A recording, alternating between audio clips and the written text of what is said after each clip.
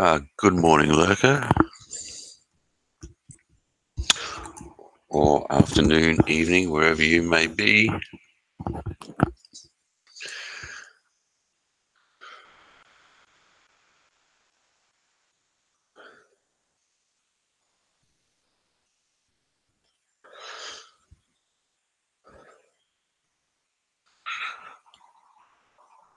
Coming to you from Adelaide, South Australia, where it's a cool 24 degrees Celsius. A little overcast, there's a bit of cloud in the sky.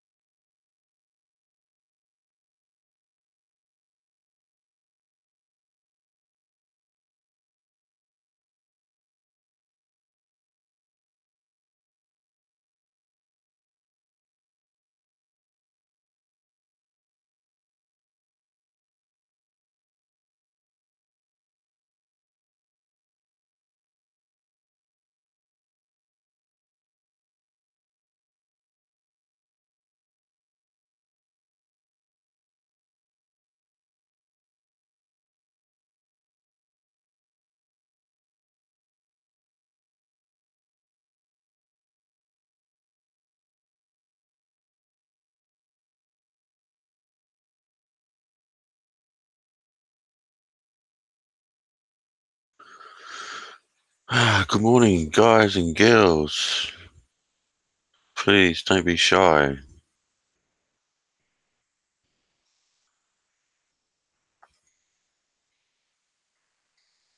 It's currently 10:16 a.m. A nice cool day.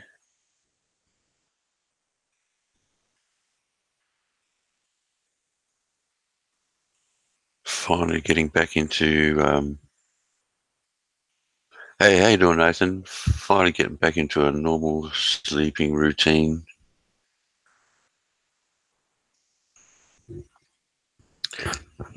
Did you get your clutch cable, mate? I think that's the last thing you were doing yesterday when you were heading off. Yeah, it's not bad here either. It's a cool 24 degrees Celsius. I believe it's going to be today. There's a little bit of cloud in the sky, a bit of a breeze. So it's pretty nice, actually. Wouldn't rather be where you are, but actually, I'd rather be anywhere in any other country at the moment would be nice.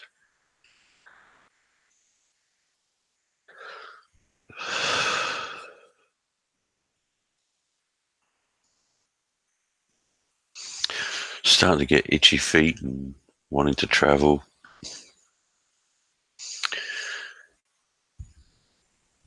Really do need to get out of Adelaide for a while.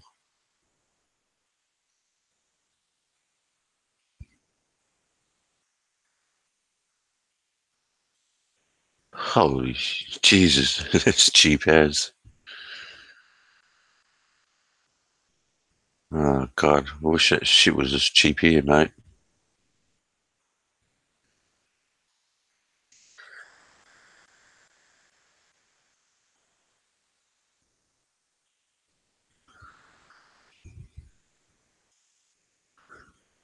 obviously keeping yourself busy. That's good to hear.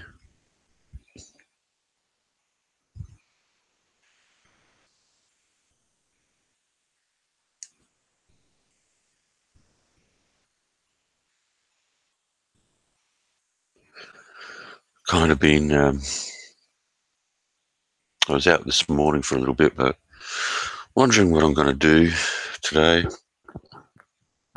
I do have to catch up with a friend who just had to give up work because of an illness. So, some stage I will catch up with him. I'll catch up with some other friends maybe on the weekend when they're not working.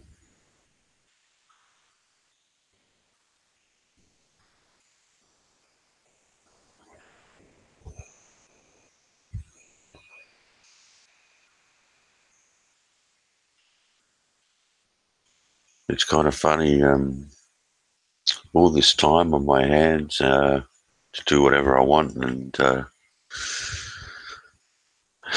kind of not really doing as much as I'd like to.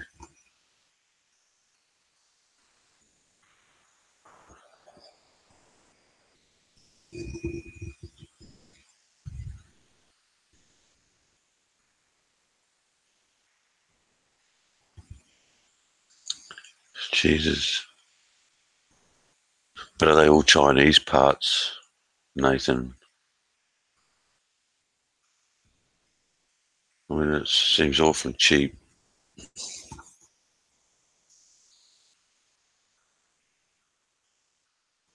It sounds like you're going to be spending a bit of time around the home working on the car and the bike. Not a bad thing, I guess.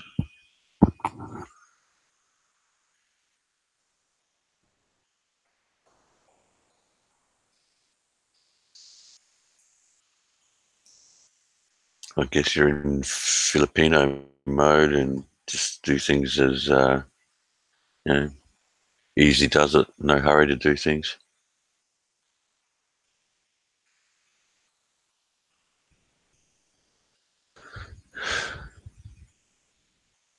The car's done, okay.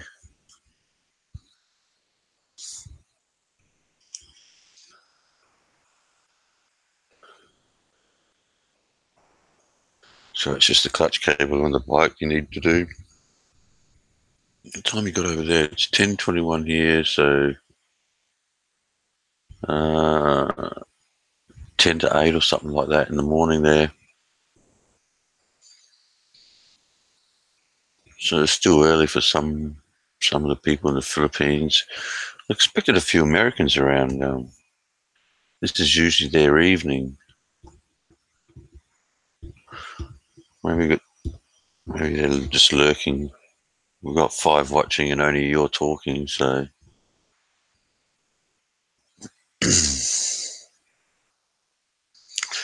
and I expected to see. Yeah, that's what I thought.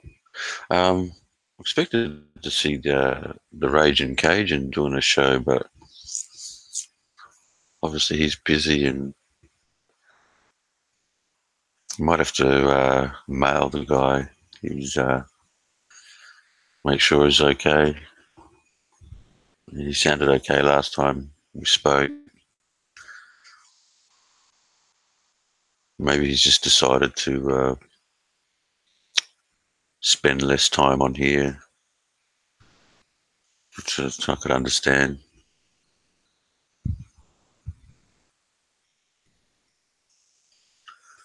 I know some guys are not happy about some of the people I let on the channel, but at the end of the day, if these guys aren't causing any big trouble, I can't see the point of blocking them off my channel. I don't want to start this game of just blocking everybody and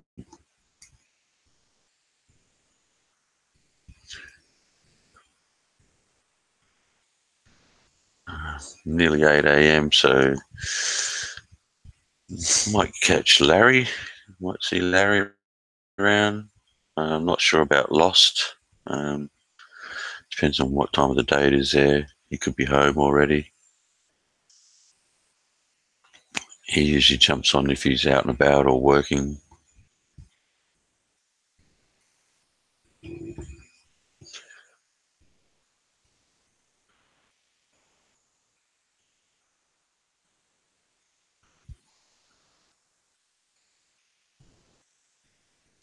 But it's nice having a cooler day here. Might even go wash the car later. Just the problem with having a black car. I mean, the black metallic looks nice, but man, it gets dirty quickly.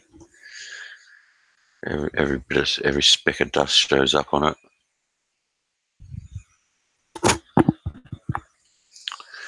So I've got to expect that.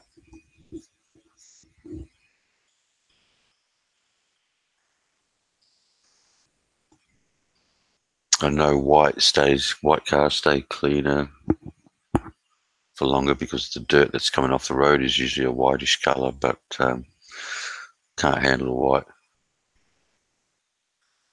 Yeah,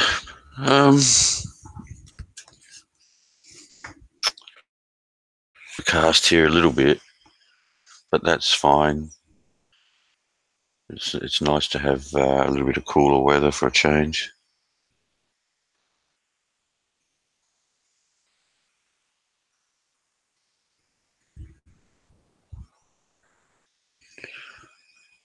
I mean, it's nice having the warm weather, but you get a few days straight of 30s and high 30s. It wears a little bit on you, unless you're down the beach, of course.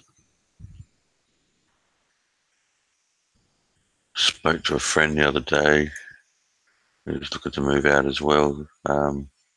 He's just moved back down from Cairns to Adelaide, staying out in the country at the moment. Um, a place called Cadell, but he wants to come back to Adelaide for work, and he was talking about getting a place with me, but he wants to live down by the beach. So I'll have to have a talk to him about that.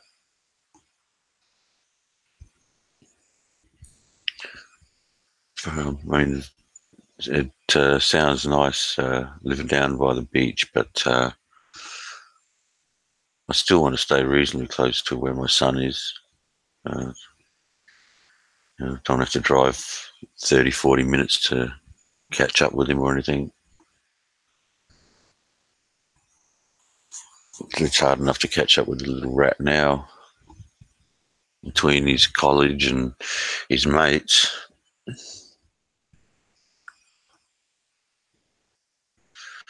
Yeah, well, that's one of the places he was talking about, Nathan, down at Semaphore. And you've got Henley Beach and places like that. Um, and Semaphore's come a long way, where it was a pretty old area and a bit scraggly looking. They've It's changed a lot over the years. They've really done it up.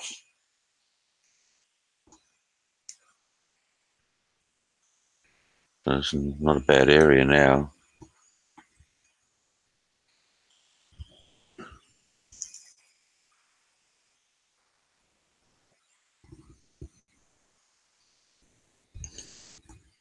But it would be nice to be close to the beach. That's for sure.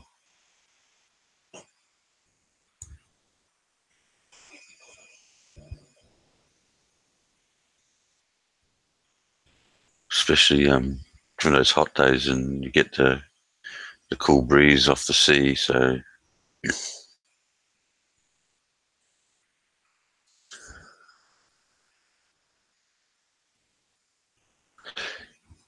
yeah, yeah, it is. But it's the same where I used to have my home too, where I lived. I was close to major shopping centres, and actually had a big one called Tea Tree Plaza. So I was 5 minutes from there, and with that place, you didn't even have to go to the city at all, where everything was there. So And the less you have to go into the city these days, the better. I mean, traffic's still not bad. It's not like on the east coast, Melbourne and Sydney and uh, Brisbane.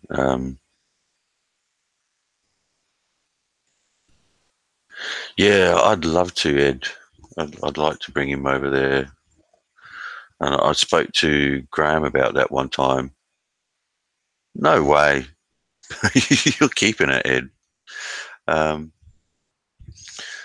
uh, Graham suggested I come over first and see the place, and then maybe take him there on my second trip or something like that. I know he wants to. He definitely wants to travel as well.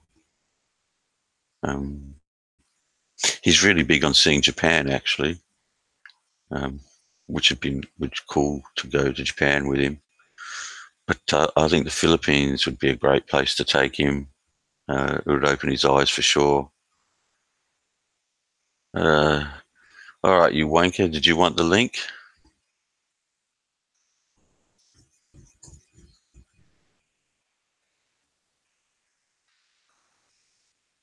And forget the offer. That's not going to happen, Ed. Not going to do it.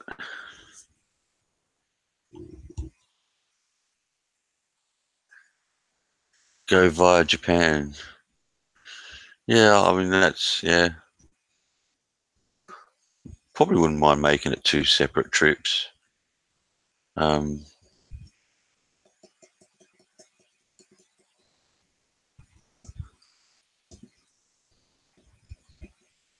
because he hasn't been anywhere really yet. I mean, he's been interstate, but he's never been overseas.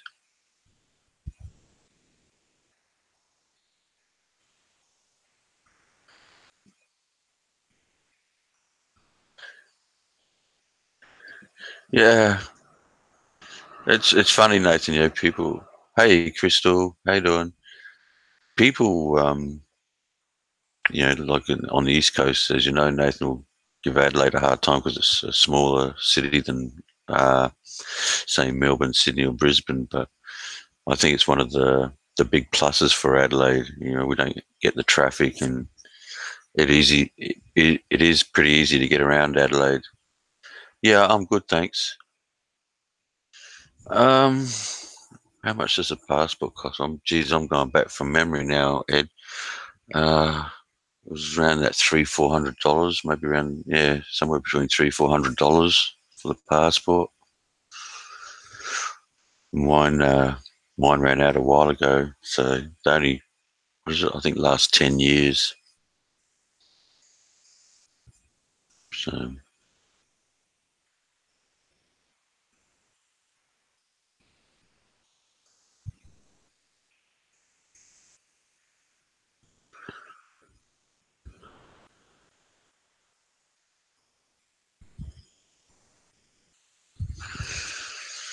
but I'm hanging out to travel again.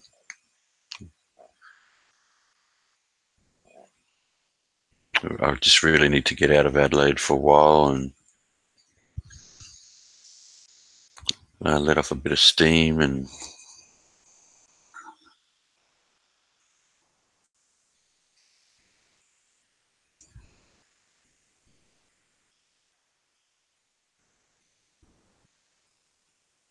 yeah, well, hey Gandhi, you would have probably got yours more recently than I did. What did your passport cost you? Yes, Crystal.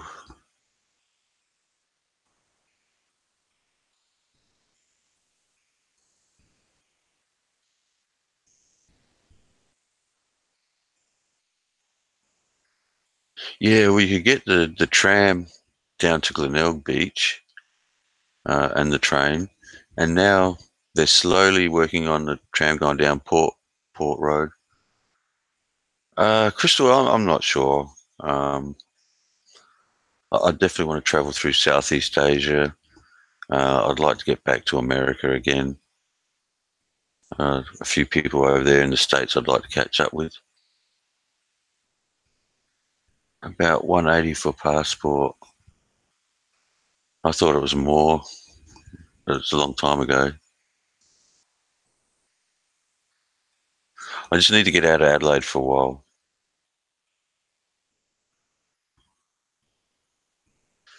Yeah, I thought it was about that $300 mark, Nathan.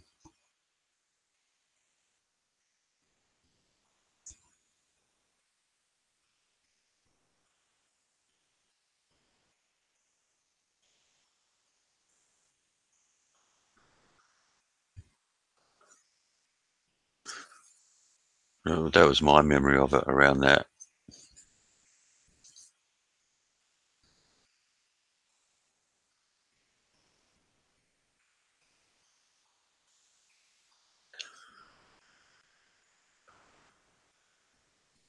Where are you downtown?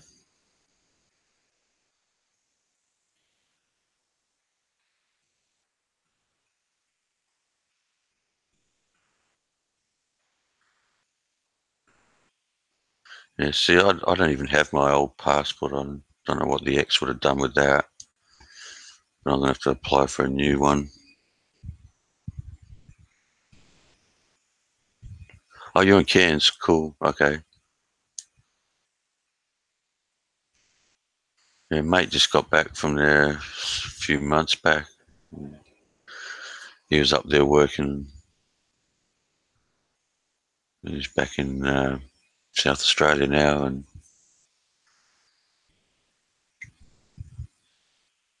he had a ball up there.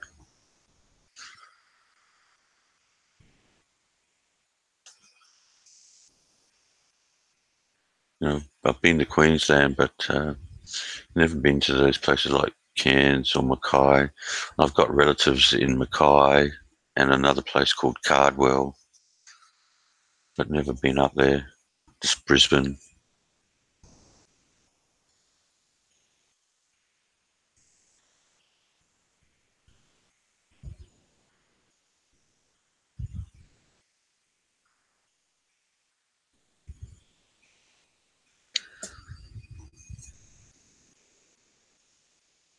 I really should just take the plunge and take off. But yeah, yeah. Well, my uncle and aunt live there. He likes uh, he likes being away from everybody. I think Cardwell. Yeah, um, that's my dad's brother. He married a Canadian woman, and they live there. I haven't heard from him for a long time, but had another uncle in Mackay, but he passed away a few years back.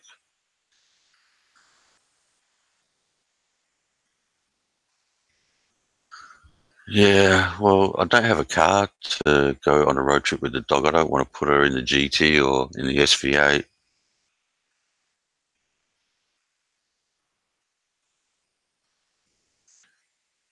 Yeah, yeah, for sure, Crystal.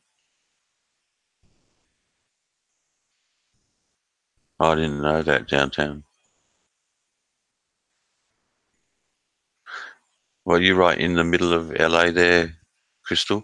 I have to admit, when I was in LA, it was only really around the LAX airport, but man, everyone was just so busy and always running around and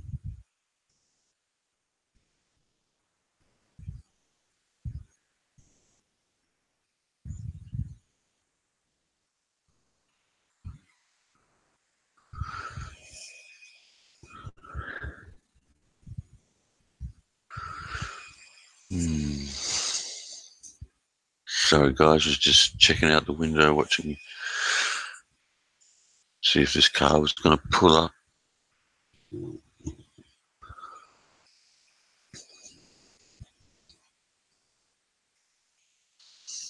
But definitely, if I fly into the US from here, it's into LAX.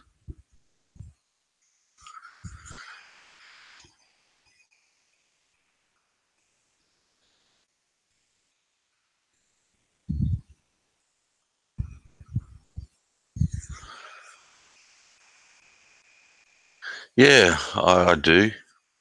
Um, Not so much just that. It's just need to get out of Adelaide for a while and sort of re-energize the batteries and get a bit of motivation going.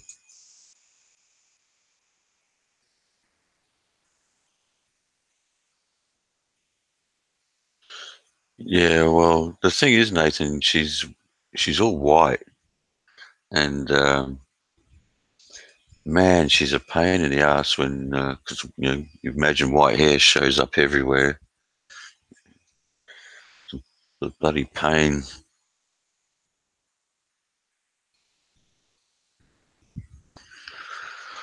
I've been thinking about getting another car, get a third car, just a station wagon to chuck her in,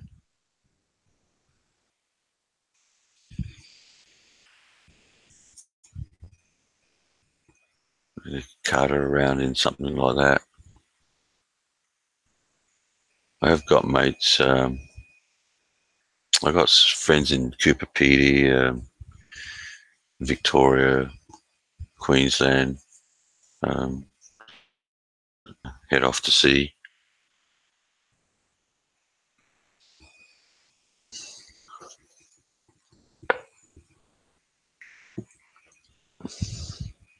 But Adelaide's getting a little bit tiresome for me. It would be nice to just get out and get away from the place for a while, preferably overseas.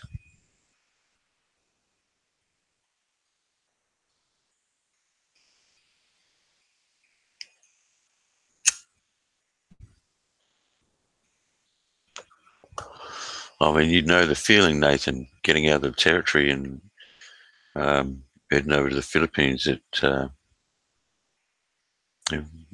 You almost feel like a new person when you get out.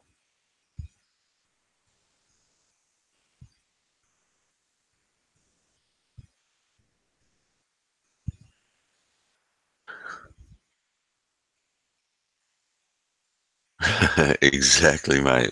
Tell you what, I mean, I love the fact that she's white,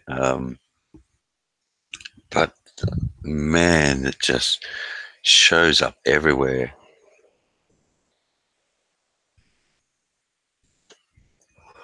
Unbelievable.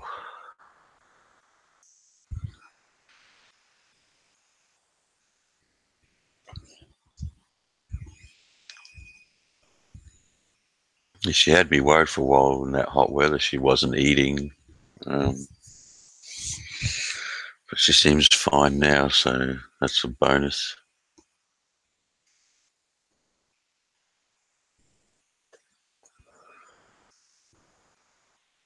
Yeah, white dogs do. They leave their hair everywhere, and it's so noticeable.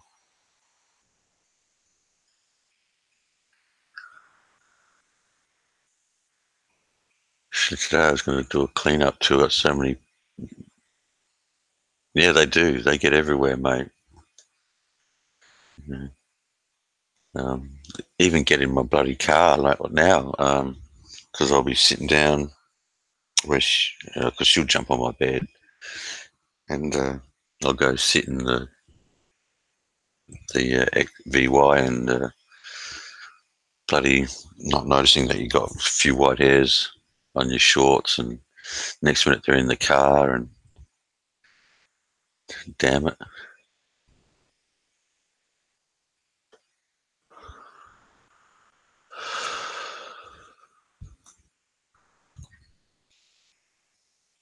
But that's life. You just deal with it.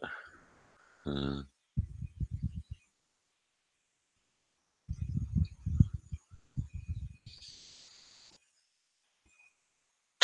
Lost. How you doing?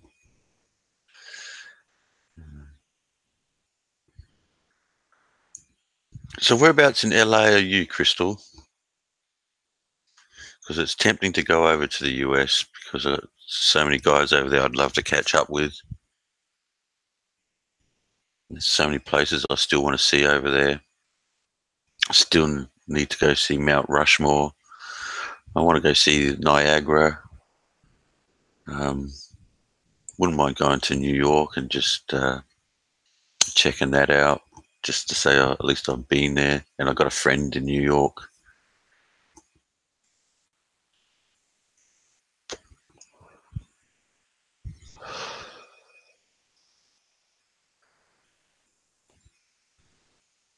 But I just need to get away and recharge, reinvent myself. Maybe a better way of putting it. Um, I've been on a little while lost. Let's have a look. Half an hour, 32 minutes ago, mate.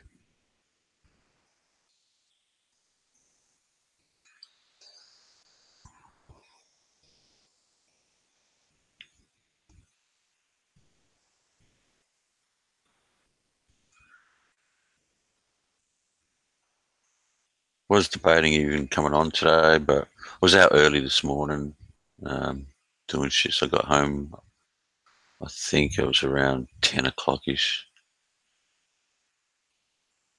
Yeah, no worries. I thought maybe at this time of the day you might have already been home.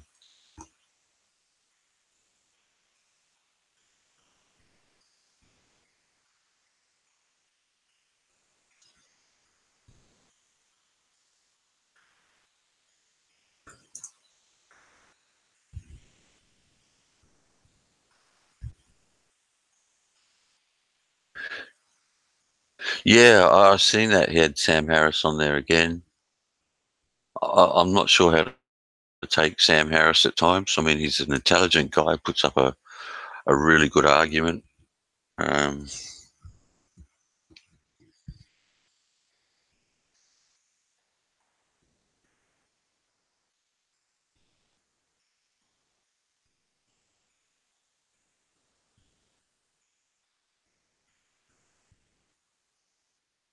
I was actually watching something a bit earlier. Um, some guys making fun of a New York Times journalist that Rogan had on there. My God, she was everything she said, mate, was she was shooting herself in the foot. It's kind of scary to think that uh, this young lady was writing for the New York Times because she didn't know Jack. You were you listening to him? Hey, how you doing? The Good. Texas stud. Um, were you listening to his show? Sorry, mate. Were you listening to Joe? Am I breaking up? I'm in a bad spot. Hold on. I'll wait a minute. Yeah, yeah. I listened to a little bit of it.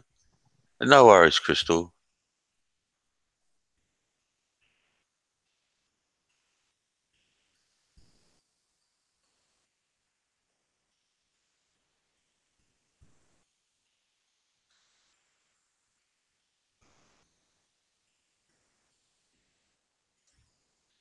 I definitely understand not wanting to put too much info out there.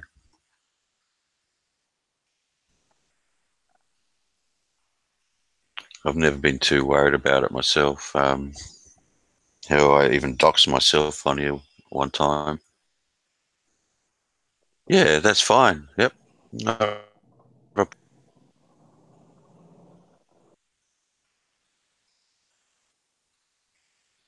All good.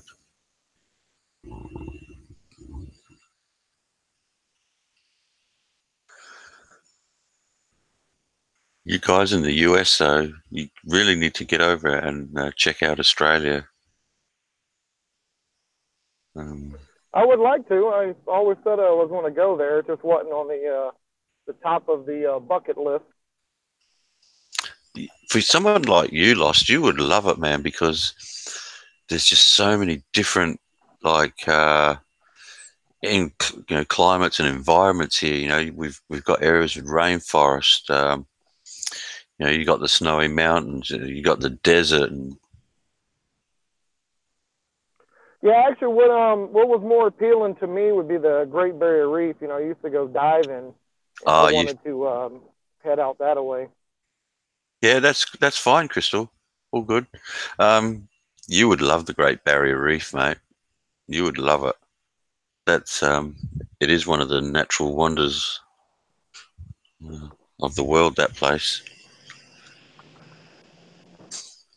I mean, all along that coastline is pretty nice, but you know, Australia's full of. You should do it, Crystal. You know, Australia's got some of the most beautiful beaches in the world. I think white sandy beaches. You got a phone call from England. Unbelievable, Nathan. But Australia really does have something for everyone.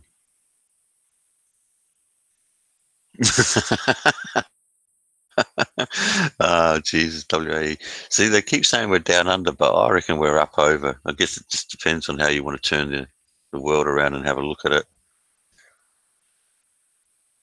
But hey, Junior, how you doing? We got you got the territory if you're more adventurous. The territory is amazing for wildlife. Uh, it's just crazy up that way. Just you just got to be a little bit careful about where you do go. Living the dream. Uh, yeah, you got to be a little bit more careful about where you swim in the territory. Um, go for a swim at the billabongs. You got to worry about the saltwater crocs and the rivers up there, full of them. But then you go down south, um, you don't have to worry about that sort of stuff.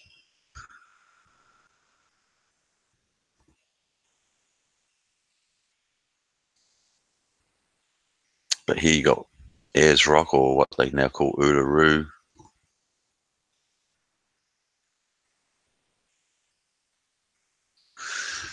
Yeah, it's not just that, Nathan. You've the wildlife in the Northern Territory is comparable to anywhere in the world. You just got to get out of Darwin and travel around a little bit, but you really want to be with someone who's a bit has some experience up there. I'll admit myself as an Australian that the territory is not for novices to wander around alone. Definitely not.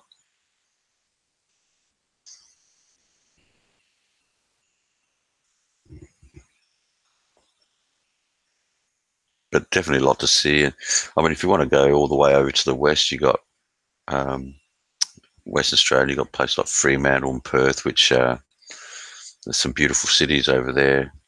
Um, Adelaide's If you pretty were to cool. drive, say, from Sydney to Perth, how long would that take? Sydney to where? Perth. Perth. Oh shit. That'd take a week, or I reckon it's about a 3 day drive from South Australia, and we're kind of in the middle. But it depends on how much driving you do. I mean, 3 days from Adelaide to Perth is putting in some long hours on the road. Uh, but you're talking going Maybe a from one. 12-hour driving day? Well, yeah. Let's see. You're talking Sydney to Perth. I mean, that's one side of the Australia to the other.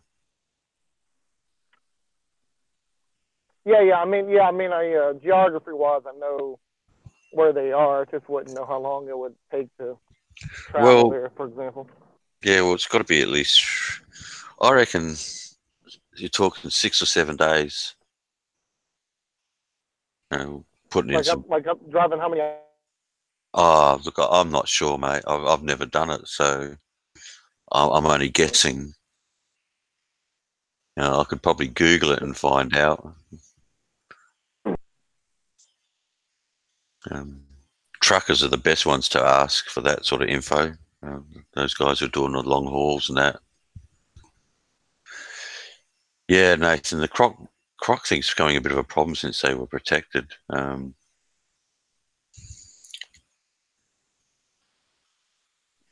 those salties get big, man, and man, they are aggressive. I always wanted to do like Adelaide to the east coast and travel along the Great Ocean Road. That would be a wicked trip.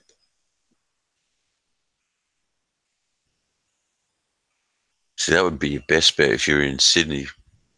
Cruise down along the coast to Victoria and then along the Great Ocean Road back down to Adelaide and then from Adelaide to Perth. That'd be a pretty good trip. Yeah, I was just curious because I've drove, you know, from east to west here in the USA. Well, a few many times. Just kind of curious how long it would take to get across Australia. Yeah, I'm guessing about a week. How long did it take you to go from east to west in the US? I well, total hour wise, so the longest I've ever done, I'll say this, from Montana up near Canada all the way to, oh shit, this is my turn. Hang on, sorry. Um, all the way to Florida was a 38-hour drive, which we did straight through, and there was a couple of us doing it straight through. But I would usually spend 3 days driving, going out to California, which would usually be 26, 27, 28 hours, I guess, total drive time. Yeah, I guess it depends on traffic and that as well. I mean, once you get out in the open roads here, you don't get any traffic. Here's Giganti. I went Adelaide to Perth in a day and a night and a day. In a day, a night, and a day. Okay. I guess that's driving non-stop, Nathan. So 36 hours, I guess. That would be non-stop driving, yeah. That would be hiking it though, really. That would really be. I mean, personally, I mean, if I was just with someone else and driving across, I'd probably take it a little bit easier and stop at places overnight. And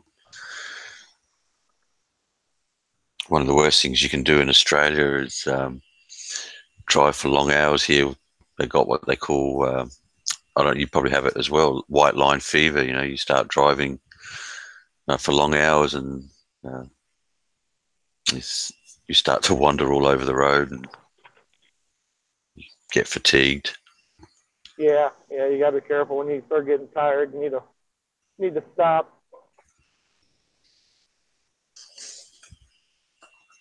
Especially here where you can, drive, like if you're driving across the Nullarbor, uh, just cruising, okay, no, you can drive across the Nullarbor, mate, and not see anything for a day. It's just Yeah. desert.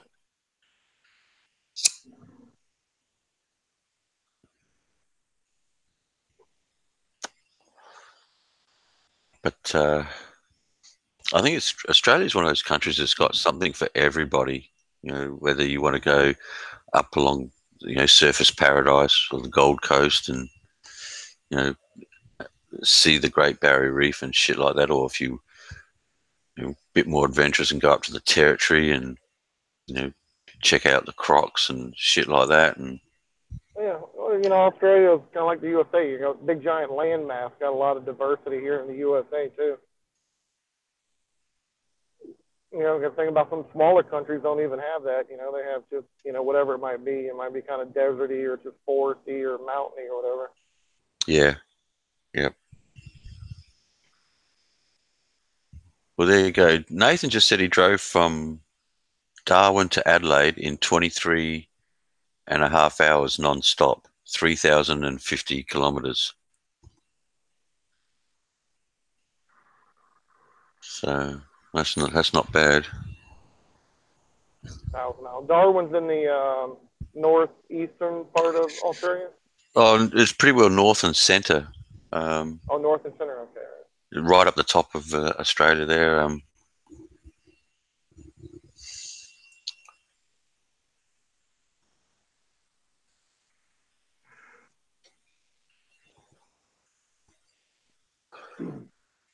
That is impressive. WA, 2,899 lakes and ponds. That's insane.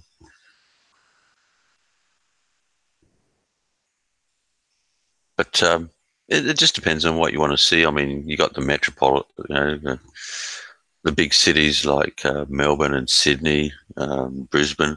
Brisbane, I'm not so sure. You probably better stay along the Gold Coast or Surfers Paradise or something like that than Brisbane itself. But Sydney, would be something to see. Have you traveled around Australia a lot, or? Yeah, well, when I was 17, um, I lived in Brisbane for a little while. Been to Sydney, Melbourne. Um, the only place I haven't been to Tasmania. I haven't been to the Northern Territory, and haven't been to Western Australia.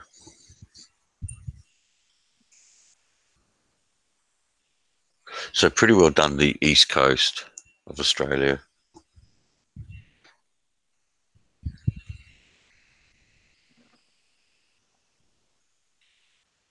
Wouldn't mind going up to the Snowy Mountains as well and checking that out. And What part of Australia is that in?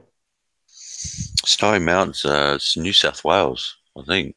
Jesus, I've Okay. even got to think about that. But you got snowfields in Victoria and in New South Wales, parts of New South Wales and Victoria.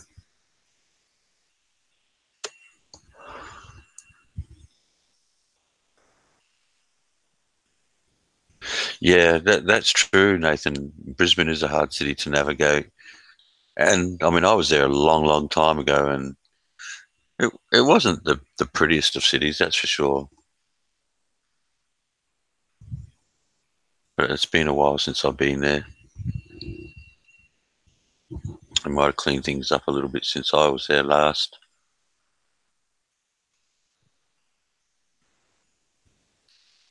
But I guess it really does depend on what you want to see and what you want to do. I mean, like you were saying, seeing the Great Barrier Reef. I mean, yeah, I think that probably on a lot of people's bucket list. Yeah, Yeah, I mean, well, I think when most people think of Australia, that's probably one of the first things that comes to mind. Another thing that comes to mind is the that dome rock mountain thing. I can't remember the name of it. That's yeah, Ayers Rock or Uluru, they yeah, call it now. yeah, yeah. That's I think it's the largest rock in the world or something. Just one big rock sitting in the middle of nowhere. Yeah, Filipinos can travel to Australia, WAE, but um, getting that visa, I'm not so sure it's that easy. Um, there's always the immigration is pretty hard.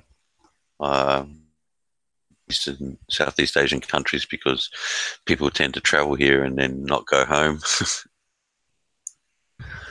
but they can travel.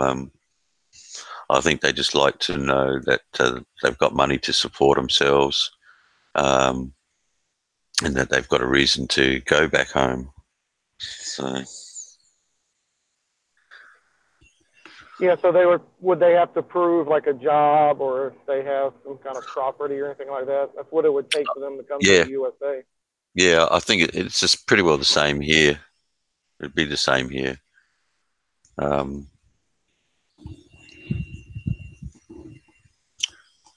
Immigration has tightened up over the years.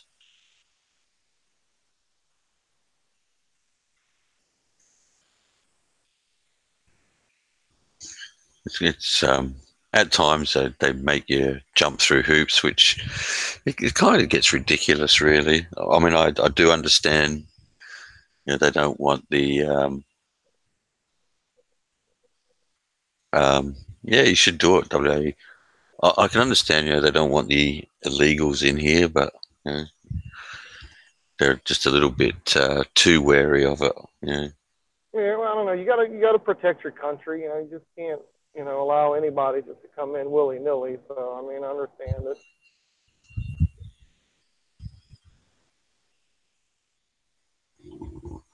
Yeah, I'm the same. I understand why they do it, but I think sometimes they just make you jump through too many hoops.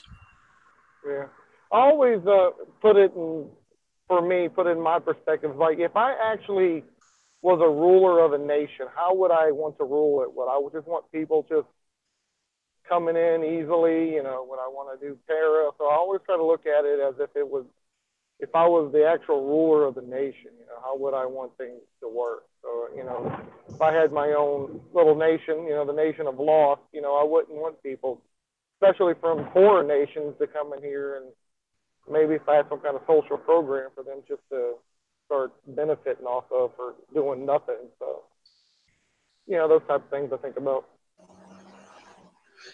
Yeah, yeah. WAE, it's not that far um, from the Philippines to Australia. Much shorter trip.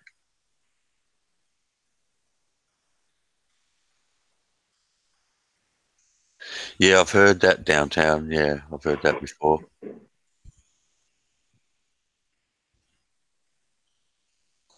Oh, I wanted to ask too. I have a different Bluetooth device on. Do I sound like I'm a little more loud and clear to everybody?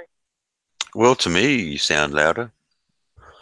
Excuse me. Yeah, I went back and listened to a portion where I was speaking. I was very, very low.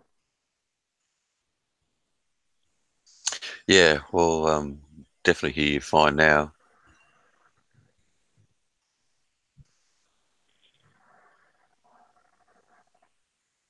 Yeah, I have like three different Bluetooth sets I go through throughout the day because they don't ever last long enough, and trying to figure out which ones, if I get on a talk with somebody, which ones work a little better than the other ones or sound better than the other ones. Yeah, I know a few people have always said about that it's hard to hear you at time, Yeah, but and I you, know. Well, besides maybe I have a bad device, I I kind of speak a little soft. I'm not real loud, so well, that's not a bad thing.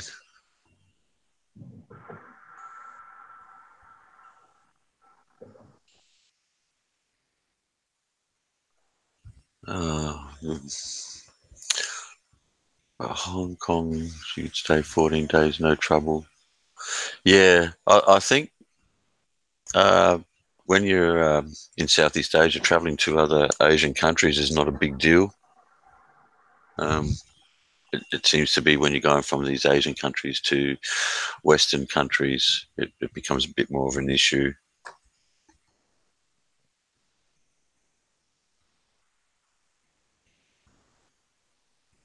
Like I said, I understand they want to protect their borders and that, but some of it just gets a little bit too much, I reckon.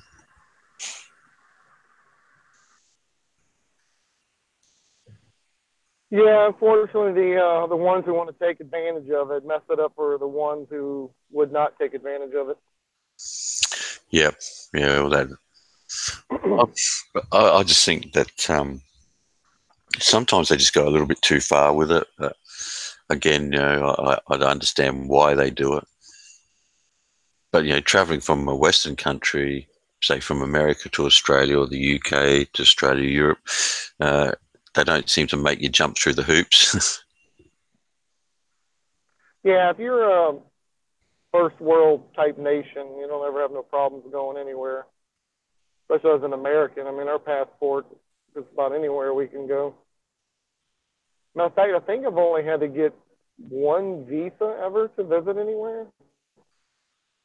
That was Cambodia, and actually, you get that on the spot if you just wanted to go in. You have to pay for it, but my pre-got it in Thailand before I went over, so I didn't have the hassle of going in there when I landed. It's funny. I think most places we travel to, we get you pretty well get an instant visa once you go there. I think, from what I've been told, Vietnam is one place you have to organise a visa before you go there. Yeah, there, China, because I looked at going to China one time, and that was a process. Actually, that was kind of why I did on one of my trips. I was going to go to Vietnam, and I didn't go because of the visa thing. I didn't want to bother with it. Because I was in Cambodia, and I was going to shoot over to Vietnam after that. And of course, I didn't research it well enough to know that they needed a visa for there, so I skipped it. Yeah, so Vietnam's one of those places I'd like to visit, um, and I've had friends that have travelled there. They all seem to like it.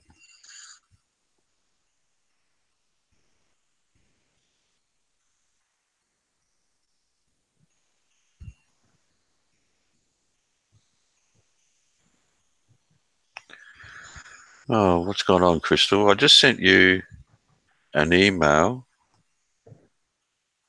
and it came up address not found. So I don't know if I copied it in there wrong and I'd already deleted your email. So,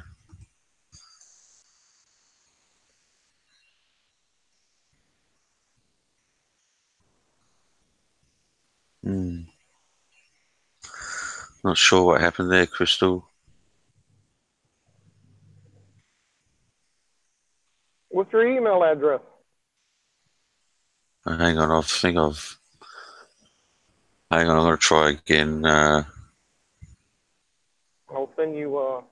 I think I added something a little extra in there. I've got to try again. Let's see, I'll try again, Crystal.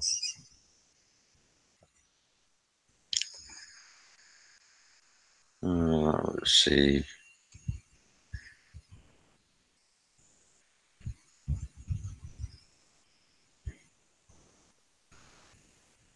Da, da, da. Hang on, Crystal. I'll try again. I might have added something a little extra. See if I made a mistake in there. See if this one will go through.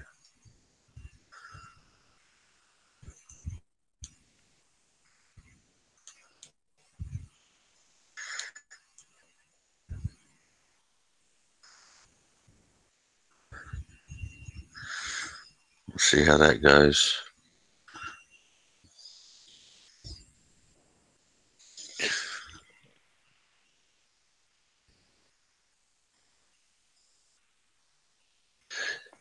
Yeah, look, Northern Territories. You want to be a little bit adventurous. Obviously, WA, the weather you just just very similar to the Philippines. They're hot, humid. I guess depending on what time of the year you go, but it's a lot to see. Go for a trip down the Adelaide River, mate, and you lose track of how many crocs are in that river. Jesus, they even do trips in those boats where which I really disagree with, but they'll do trips in these boats and they like put food out for the crocs and get the crocs to come out of the water. Um, so you get these crocs, coming 2, 3 feet out, probably 3 feet out of the water, and some of them, mate, are massive. You're talking dinosaurs. Okay, I tried sending another one, Crystal. See if that one goes through. Um,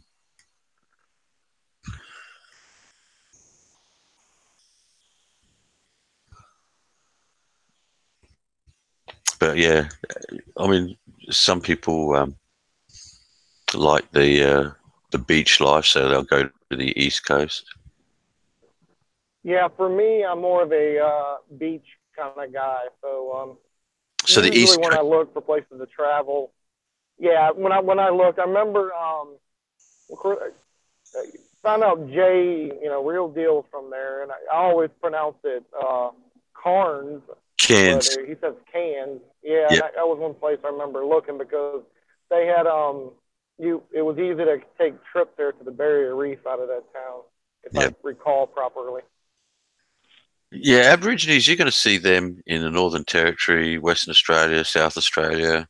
Um, you got Arnhem Land up there, the, one of the traditional homelands of the Aboriginal. Um, you'd be surprised, mate, uh, if you get to see the or get to meet Aboriginals who are living out at night. A lot of them are living like they did, thousands of years ago. Um, Much different to the city dwelling Aboriginals, that's for sure. The ones that one of the biggest, saddest things, I guess, is alcohol becomes a problem with Aboriginals, and we tend to forget that Europeans have had uh, been introduced to alcohol for thousands of years, where um, the Aboriginal has really only been introduced to alcohol over a couple of hundred years. So Yeah, what is it with the Native Americans here have a problem with that too? Why is it because I've never actually heard the reasoning behind that. Does that have something to do with it? They were only introduced to alcohol within the past few hundred yeah, years. yeah, that's what they assume. It's just not like Europeans, you know, had alcohol and kind of used to, I guess, after thousands of years. But for the Aboriginal, and I guess it's the same for the American Indian, it's something that's only been introduced to them for a couple hundred years. Yeah, you might have to send again, Crystal, put a message up again because obviously I wrote it down wrong. Hey, Roger. Hey, Thunder, send me an email, lostthenomad@gmail.com. Lost the Nomad. Yep, at gmail.com. That way I have your thing. I'll send you when I find an interesting article, whatever. I'll shoot it over to you. Yeah, no worries. Not a problem. Let's have a look. See if I can do this one without fucking making a mistake.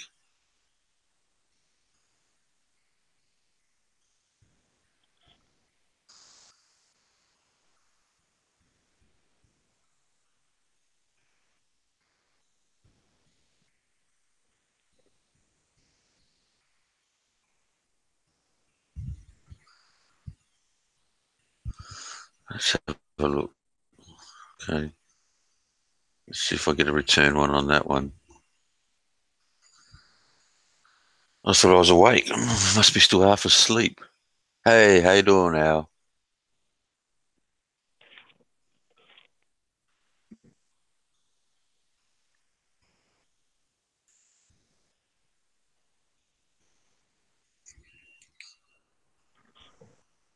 Just watching a guy jump in his Porsche across a nice flashy. Yeah, that's how the other half lives. When I went looking for a car the other day, um, we're in a car yard and my son's seen a BMW. Goes, "Oh, that looks all right, Dad. Wouldn't mind that." What Yeah, car? a BMW. I mean, they're not bad cars, but at the end of the day, I try to tell him that if you got to replace parts or get any servicing work done on them, it cost you twice as much as any ordinary car. Yeah. Remember many, many years ago, I almost bought one of those Porsche, the 944s, the poor man's Porsche, I guess, but they're nice. And Yeah, yeah, then I took into consideration, well, if my insurance was going to be higher, then you'd have to go to like a Porsche specialty if anything happened. You got to get it repaired or something. yeah, Then I exactly. changed my mind. But yeah, kids don't think about that at the time. So I tried to explain to my son. Yeah, Toyota and Nissan are really good here, Al, especially in the small car market. You can't go past Toyota and Nissan. Really reliable and Yeah, What cheap did you to say? repair. Nissan was the other one? Toyota and Nissan? Yeah, yeah. For small cars, they're probably the two best small cars in Australia, really. Maybe Mazda you could throw in there. Yeah, that's true, Al. That's very true. German cars are nice when they're new, but when they break down, they break hard. It just costs you so much for the parts and to get someone to work on them.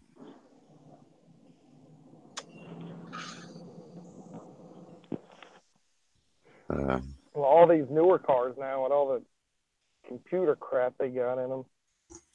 yeah, they got so many extras in them. Uh, at the end of the day, it's just more shit to go wrong. And okay, I thought I got that right before. Let's have a look. That's what I have. I have a Nissan SUV, or I guess the wife drives that one. Okay, now I know what I got wrong.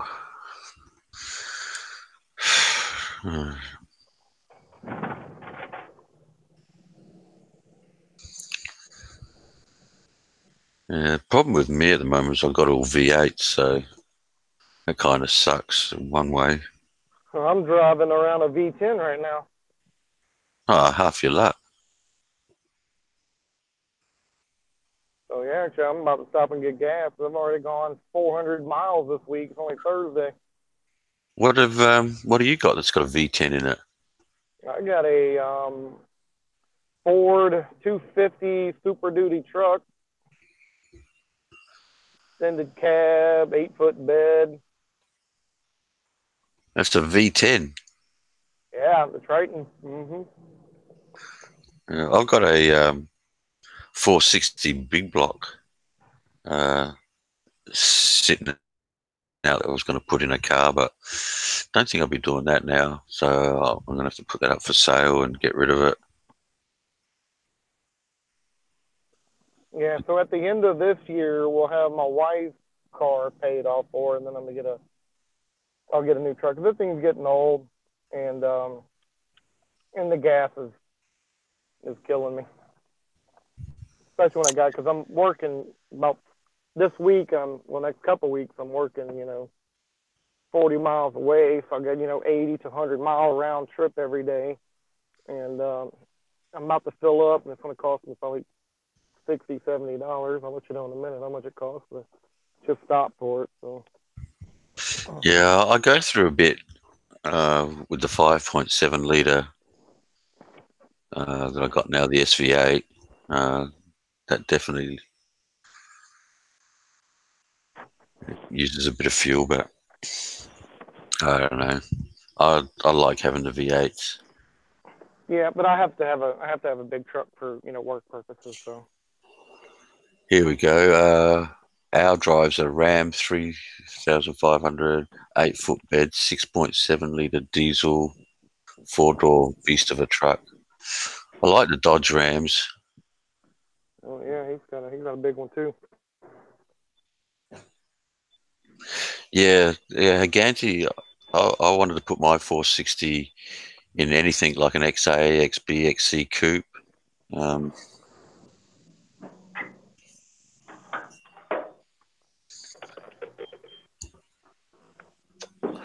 wanted to supercharge it and have something to throw down the drag strip, but I'm just out of you know the drag racing part of it's out of me now.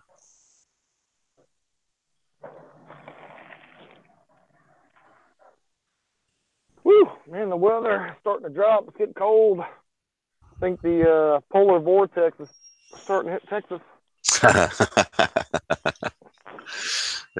Polar vortex. That's a new one.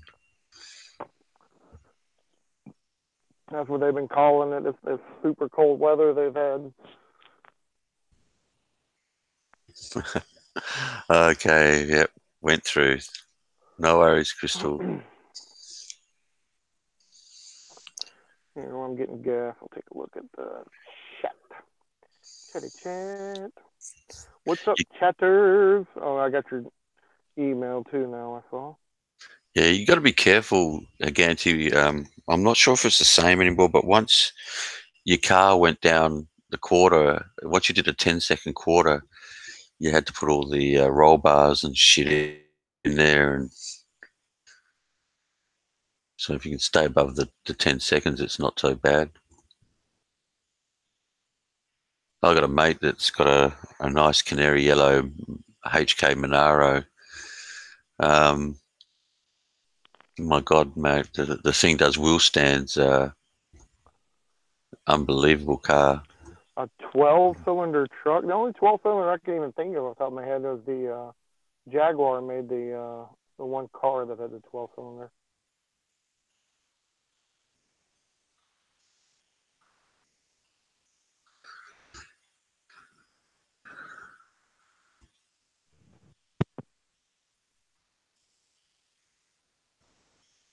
Oh, Okay. I think I deleted the message, Crystal. You just might want to check, make sure I did. Don't want you to leave up your email. You'll start getting some, well, I won't say spam emails, but some pretty weird emails from the guys on YouTube. That's for sure.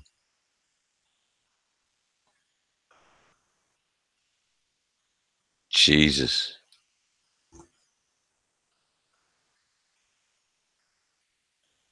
Some of them are. What a lot of young lads like the manuals, because they can hoon around more in them, and uh, I'm not so sure about at the moment, but for a few years back, drifting was a real big thing over here. So every kid wanted to drift, so they were getting cars like the Skylines and things like that they could uh, drift around in. yeah, I was looking at the chat. He said manuals makes it anti-theft. It's funny. Yeah, probably not here so much. Kids here like a manual, so Man, the last manual I had, um, of course, it's been a while ago, but I got to the point where I hated it because traffic got so bad. You know, working a damn clutch, going, you know, 10, 15 miles an hour, stop and go is a pain in the ass. yeah. If you're driving through the city and that all the time, my GT is a manual. That's a 4-speed top loader in that. I don't know. I would have to move maybe on the outskirts of a city or something like that ever again to get a manual again. Manuals are fun. I don't have a problem with a stick shift. I mean, it's kind of it is lazy with the auto, and it's nice and easy. And automatic transmissions have come a long way.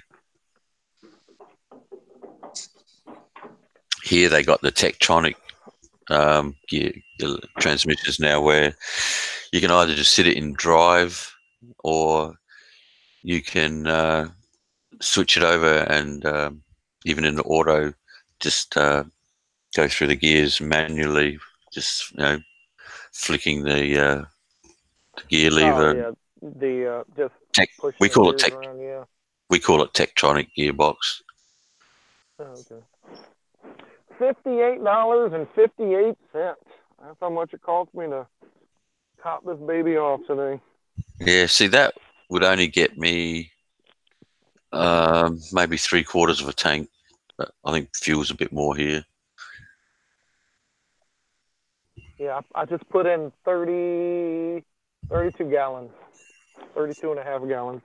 Oh shit, that's heaps.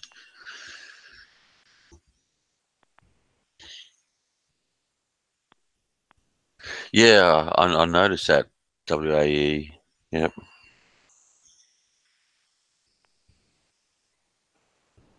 I'm not so sure if that's better or not, but yeah, lots of the big trucks here now are going to auto gearboxes.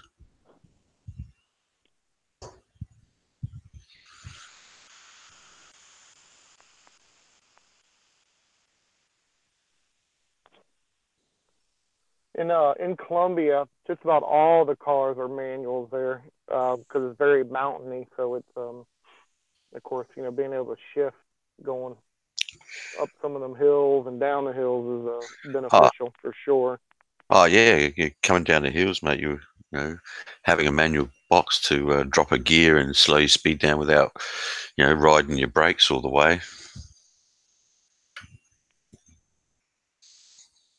Here these days, though, mostly everything's auto. Uh, Yeah, same here in the states. I mean, you still get the manuals. Be nice to have that they do a 6 point, or the Holdens do a 6.2 liter with a 6 speed manual transmission. That would be nice. Unfortunately, mine's a little bit older, so it's still got the 4 speed auto. I mean, it's okay, but 6 speed would be much nicer. Yeah, exhaust brakes, great, Al. That's handy.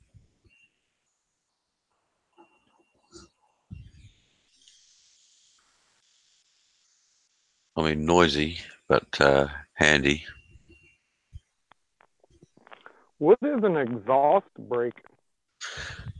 An exhaust brake. Oh, you don't drive trucks. Okay.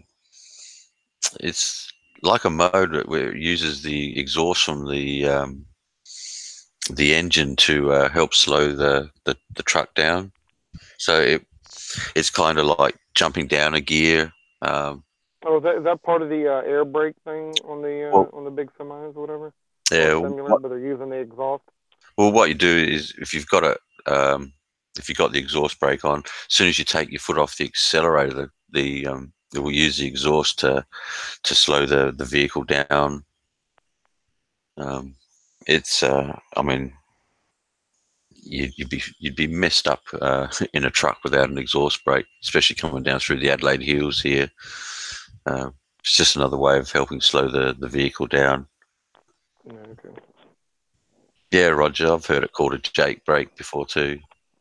Oh, Jake brake. Yeah, I know that term.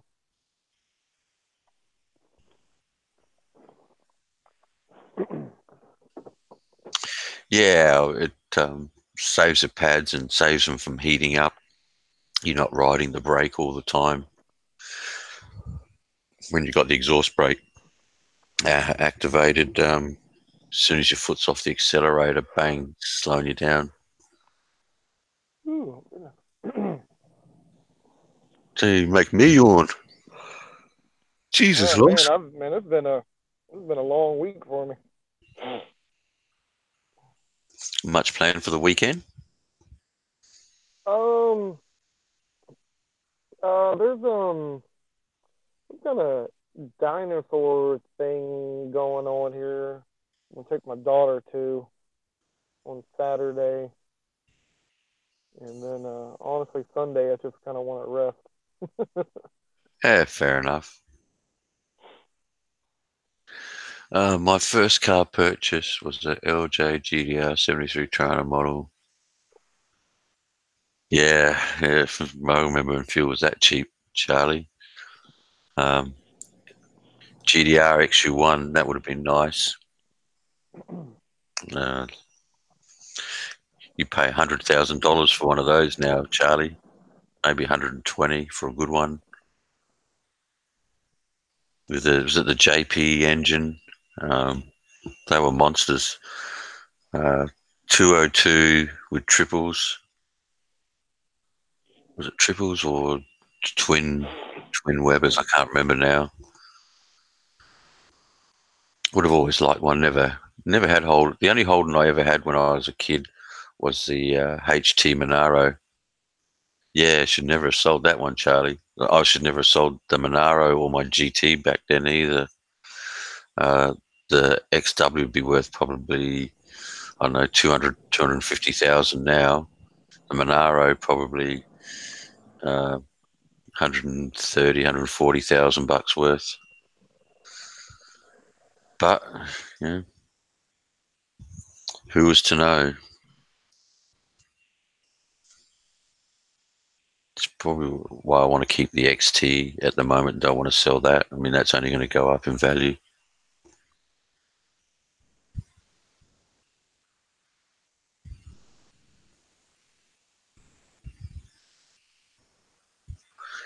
Yeah, yeah, cart and fuel around that would be hairy. You need special licenses here to do that.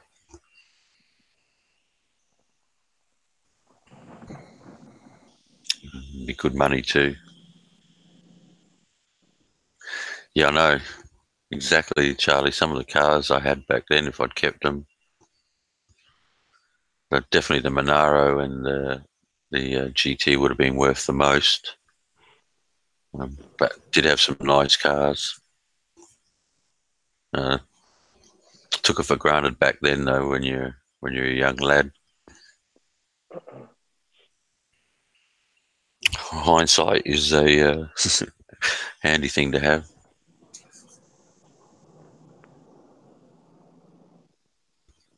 I mean, I'm guessing you guys in the US too would have been the same. You would have had some nice cars when you're younger and wish you'd kept them now, and they'd probably be worth a fortune. Well, my car I've had for since 89 and a half, so I've had mine for quite some time. Sitting there rotting away. I think I'm just going to sell it. What? Well, I think I told you before. I actually showed it to you one time. I think. Yeah, yeah, you did. Man, the trying to redo all the wiring and it's kicking my ass, man. I've kind of almost had it. I let it. It's my fault. I let it just sit and sit and sit and I feel like it's just going to become a money pit on me now, and I don't know if I want to sink any more into it at this moment.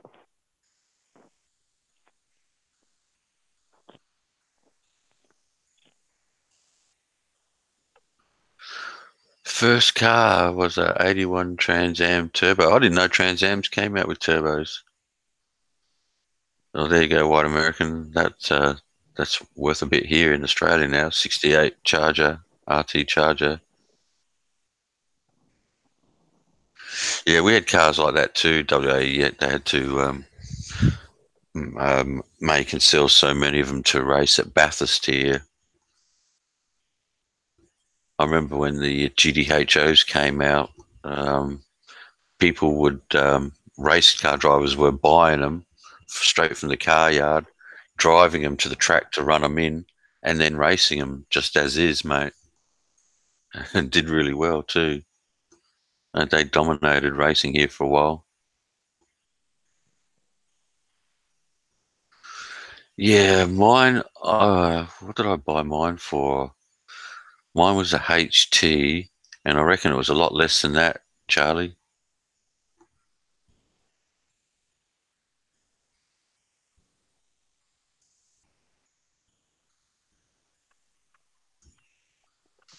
Yeah, I didn't know they made them with turbos. Ours didn't even know. Hell, until I went to America, and I think it was my first trip. I'm not sure if it was the first trip or the second trip. I think it might have been the first one. I didn't even know that Mustangs made a four cylinder bloody Mustang. I was shocked. Yeah, they did that. Um, yeah, the Mustang 2, they made like the six-cylinder ones, and then they had that. I forget what, like that oil thing or whatever, the gas thing, and they decided to start putting four cylinders in. It wasn't. It That wasn't. went to the 80s. I think was it the 80s they started doing that? It might have been the 70s. I can't. I'm not sure if they did the four cylinder with the Mustang 2 or not. It But wasn't a they good. were It wasn't a very good looking car. That's for sure. the Mustang 2. No, they did a bad job with that one.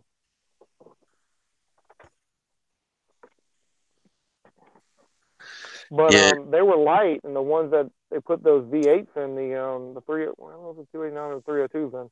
Then them little things would move though, man. Yeah. Ford was a 302, 4.9 liter 302. The Ford had.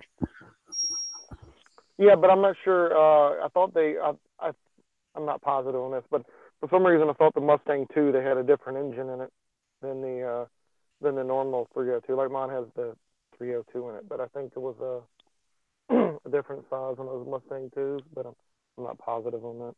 Yeah. My GT, because it's a '69 XT, so it was the last of the XTs made. Um, uh, but I've had that worked, and she's got as much horsepower as I can put through it without splitting the block. So I think we All right. always. Well, I'm gonna. I have arrived at the house. I'm gonna go in, take me a shower, do the family thing. So I appreciate you letting me chit chat with you for a little bit again. Hey, anytime, mate. Always good to hear from you. All you guys in the chat, man. I will. Of course, I know I don't ever get to read the chat too much, but good talking to everybody there also. All right, mate. You take care. Have a great weekend. Enjoy your day with the dinosaurs and your daughter. Yeah, sure will, man. Thank you. Appreciate it. No worries, mate. You take care. All right. Talk to you soon. Later. Bye. Yeah, Charlie. You have some nice cars by now, but like I said, hindsight's a wonderful thing.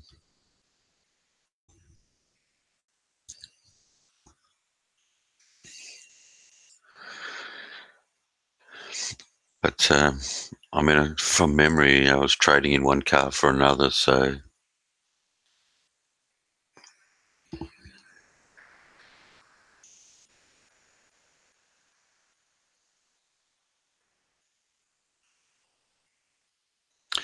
they're getting over $1 million for stock old charges now. Wow, that's insane. That would be with all original numbers or matching numbers, WAE, I'd say. Let's see if you can find them with matching numbers anymore. That's what brings in the big money when you've got all matching numbers.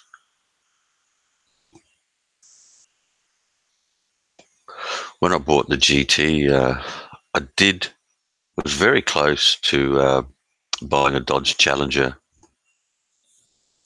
I don't mind them as well, but it was just a bit of a put off that it was a left-hand drive. So,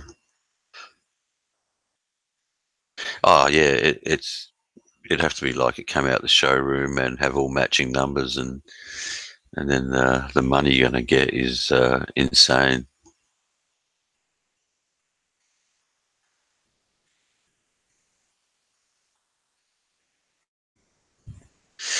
Yeah, well, like I said, Nathan, hindsight's a wonderful thing.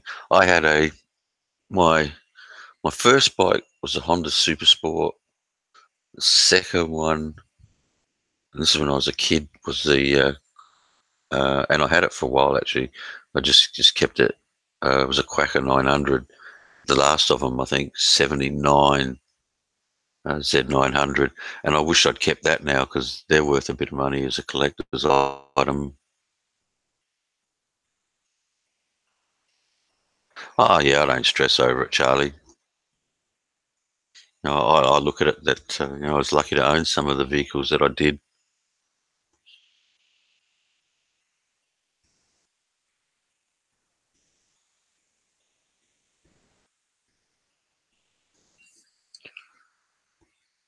I'm just glad in one way that my son's not big on motorbikes. It's just yeah, that's right, WAE.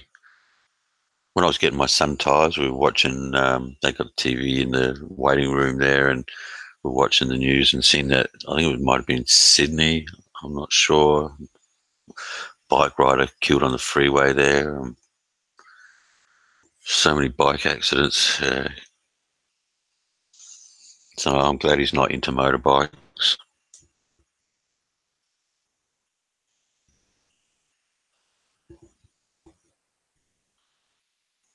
Um, Definitely over the years, it's really changed for bike riders with the traffic increasing here, and cars. People in cars just don't look for bikes. I've seen guys do lane changes straight over onto a bike.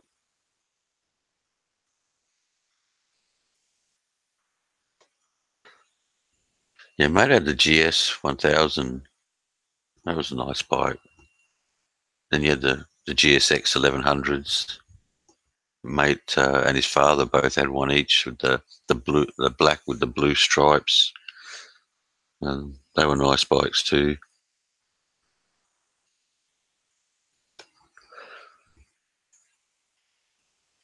I suppose you still find GSX around somewhere. But back in the day, the Japanese bikes didn't keep their value like, say, the Harleys did. But the Z900 became a bit of a collector's item. My brother had the old Honda 754. I think the first one was a K2, and then he had a K6.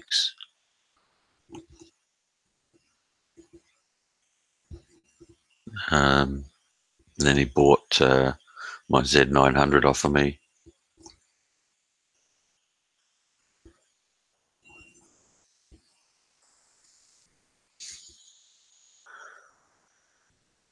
But riding a bike, I mean, as much as I love it, it's just madness these days with some of the guys out there that they just don't look out for bikes at all. I've had them come out of their cars reversing out of driveways at me, and it's insane. Might be a little bit better for you up in the Northern Territory there, Nathan, but driving down in the cities and bikes these days, it's just nuts.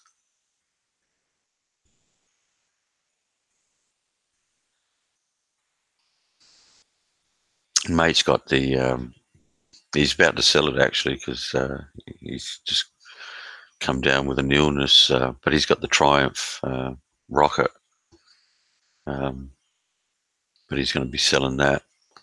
Not my kind of bike, but it's a nice bike all the same. But he used to complain when he used to go with the boys on a long ride, um, going around on a corner. Um, the the centrifugal force of the engine would try and pull the bike up all the time as he was going around a bend, which would have been a pain. Yeah, yeah, and it goes without saying. Yeah, they are making a comeback, and it's hard to find some of the old Japanese bikes in good condition. Um, I remember when I got mine, it had the 4-into-1 exhaust, and if you wanted to put the original exhaust back on the Z900, this is going back a long time ago now, but it would have cost you $2,000 just for the pipes to put the original pipes back on. Not that I would have anyway. I like the sound of the 4-into-1.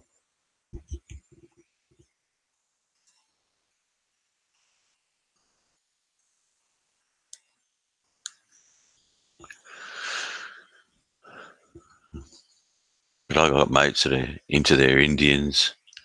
Um, just trying to think what my mate had was AJS, a real old AJS. We used to call it the Singer sewing machine because it was black and gold, the same colour as those old Singer sewing machines. I used to hate it when we called it a Singer sewing machine, but beautiful bike.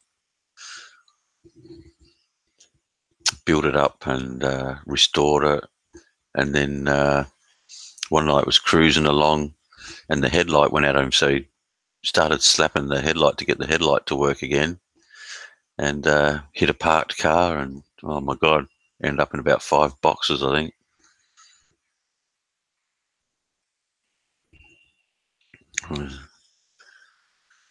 I just remember, I think broke his leg or arm. It was a while back now.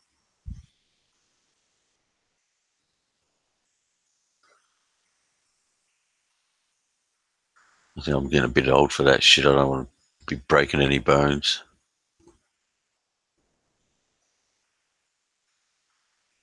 Take it off the streets. The Yamaha FJ 1100. Yeah, yeah, it was. Same with the GSX 1100s. And I think the Honda had the Boldor 900, maybe around that time. Was it around there? The Boldor was around then.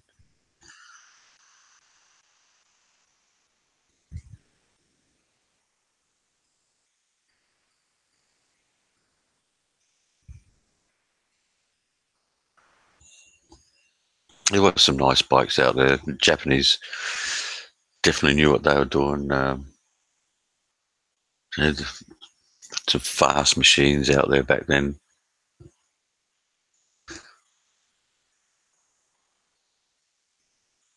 What is it nowadays? It's the Yamaha R1. And you got the Hayabusa. Um, Honda got the Super Blackbird.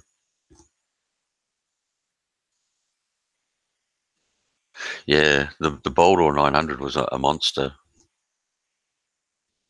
It was a nice bike back in the day. But they've improved bikes so much now. I mean, my Z900, um, that was a nice bike, but underdone for brakes, um, really for the power of the bike. But they've improved so much over the years.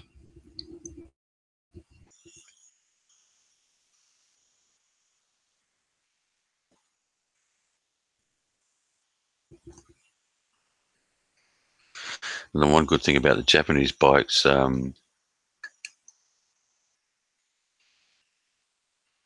yeah, I've never heard of the Interceptor, Dick and Cider.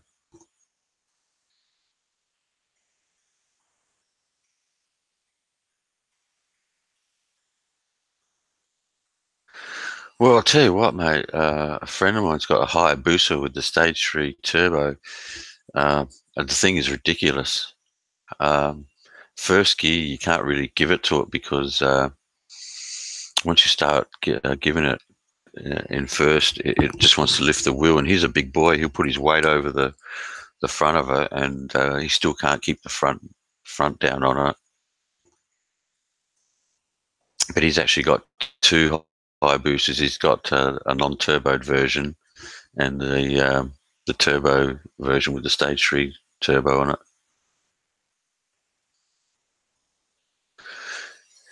Yeah, I'm guessing Dick and Cider, they depending on what country they were making bikes to suit. I'm sure some of the bikes we got here you didn't get, and some of the ones you got we didn't, because I haven't heard of an Interstate or Interceptor. Um, Maybe Nathan's heard of them,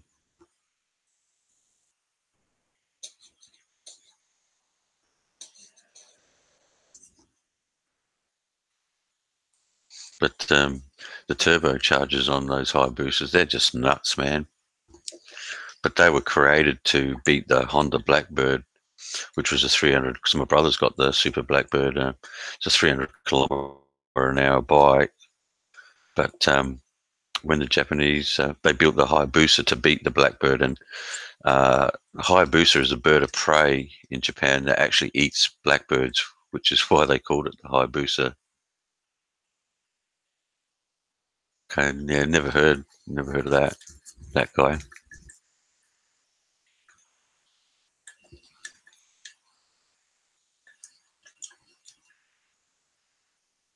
Yeah, no, same here, Nathan. I've never heard of them. Probably something that never was released just for the American market.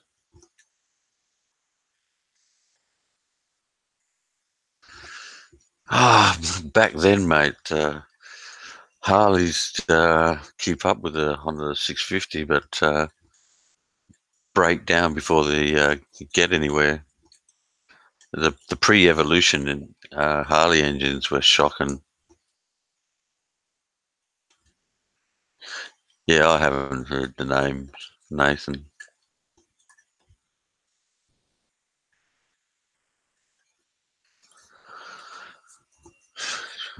Maybe I've got Alzheimer's.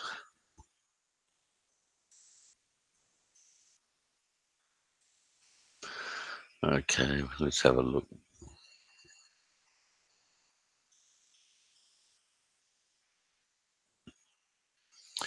Let's give myself an education here. What did you send me here, Dick and Cider?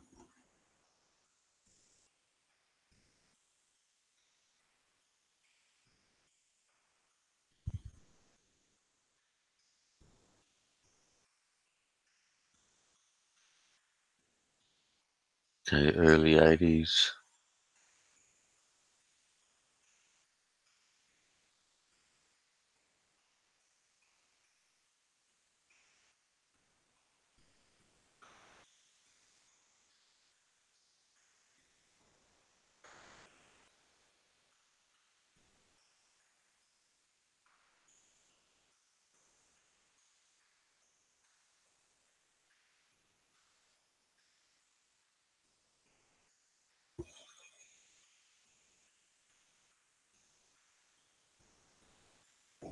Cool.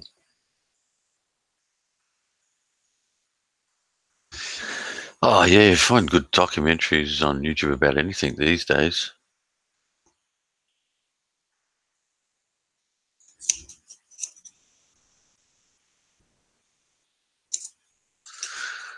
How you doing, Face Runner?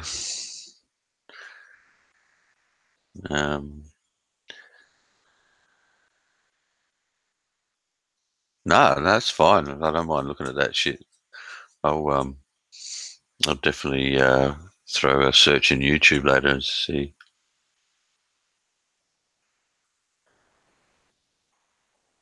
Yeah, but Face Runner just not reliable. I said pre-evolution, um, they were pain in the bum. Um, once the Evo came out, it changed changed a lot with the Harleys.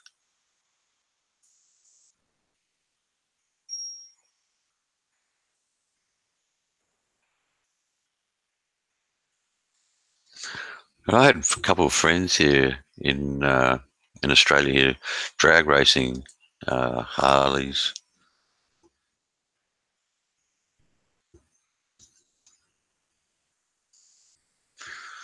I don't think DNC is too worried about the sock looking for him. 1986 Honda 1100 Interceptor. Yeah, I've never heard of an Interceptor.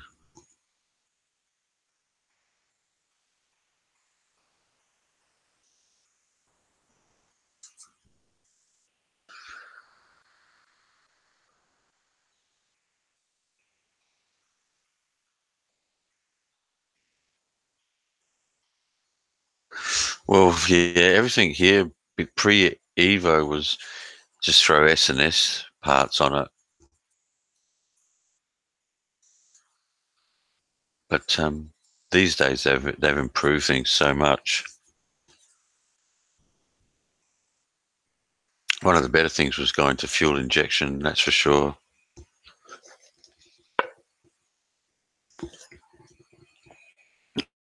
But I think my bike riding days are over. But we'll see. I've been tempted to go in and just buy a bike, but holding back at the moment.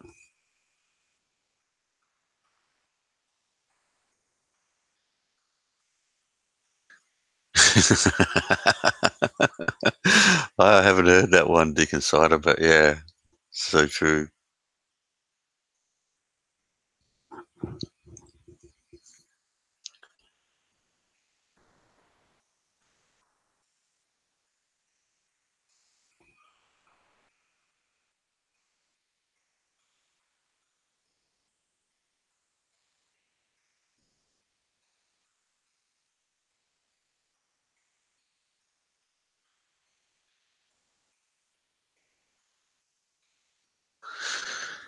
Face runner, sounds like you've had a few.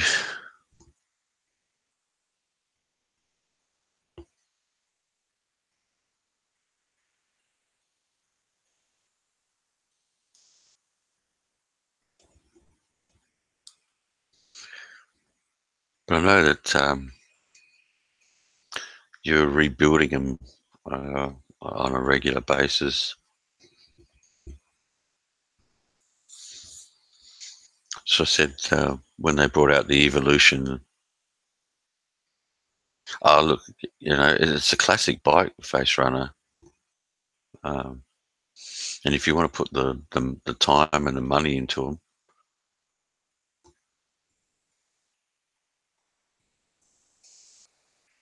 but they've come a long way.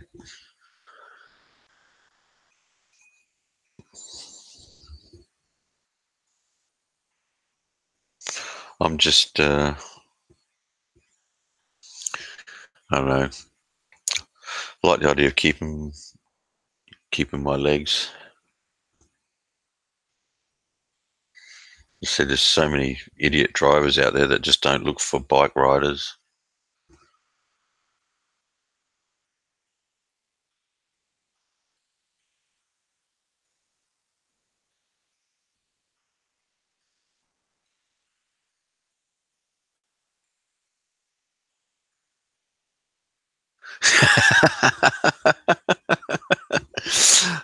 Face runner. Oh, I don't know about ugly, but definitely, you know, that's it was a game changer for reliability. I think to my first Evo was the Heritage Softail. It's gone back shit long time ago now.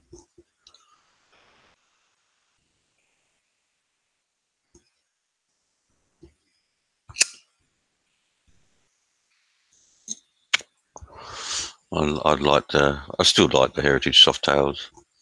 Fat Boys I like, but they're just a pain in the ass to take on a long trip because here in the open roads you get a crosswind, mate. They throw the bike all over the bloody road.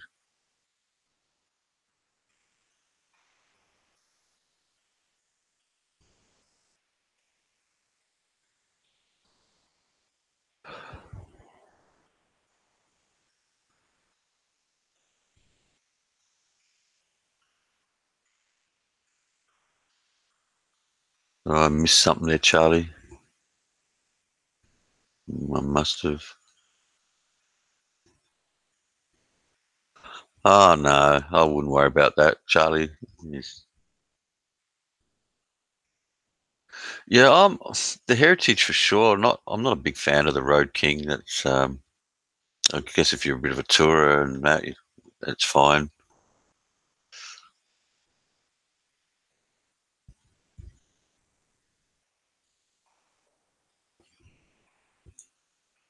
I'm not a Road King fan.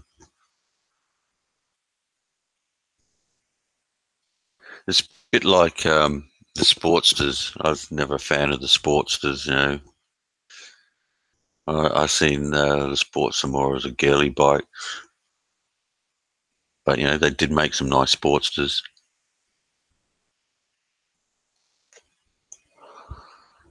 Now they do what they call the Iron Horse over here, which is not a bad looking bike.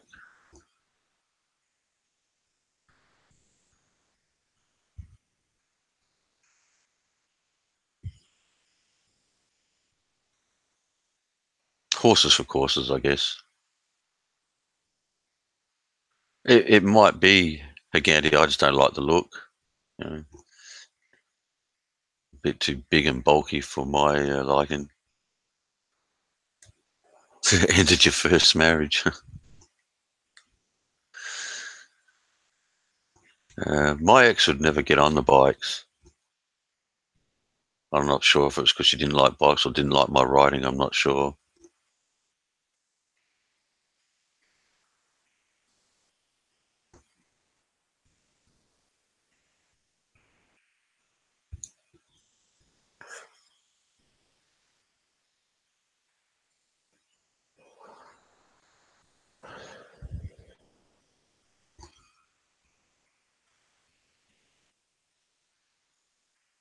Thing is now, I mean, I always liked the Indians, except wouldn't have had the suicide shifter. But over here now, they've re, redoing the Indians and well, the old Indian Scout and the Indian Chief. They're doing all them renewed. They're not a bad looking bike. Yeah, if you're into Indians, I'd still rather have the original ones than the new ones. Triumph's making a bit of a comeback. I said, mate's got the Triumph Rocket. That's the monster, that thing. But he didn't like taking it on long rides because, like I said, going around the corners, you lean it over and you've got a bit of power there. The centrifugal force of the engine is trying to pull you back up again as you're going around a bend. So you really had to work it. It was a bit of a pain. You were fighting the bike around curves.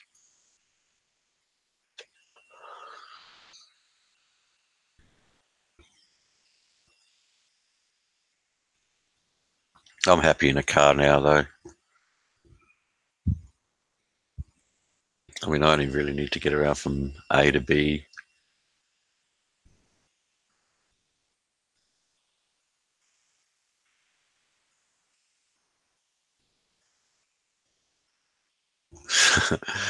Here, over here, Face Runner, they really jump on the bike riders.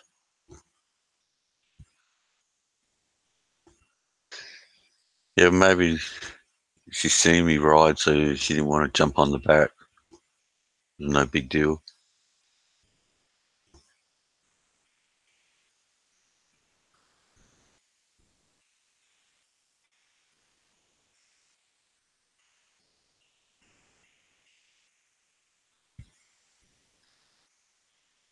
That's the latest ones. All right, Nathan. Um, I haven't had any of the real later bikes. Had the Fat Boy, the 1550 fuel injected. That was nice.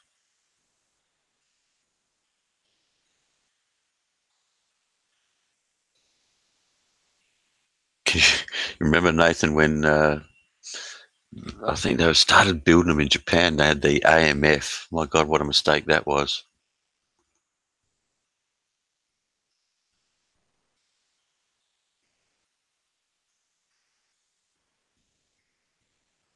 Yeah, I agree. Uh, I spent thousands on having bikes chromed, and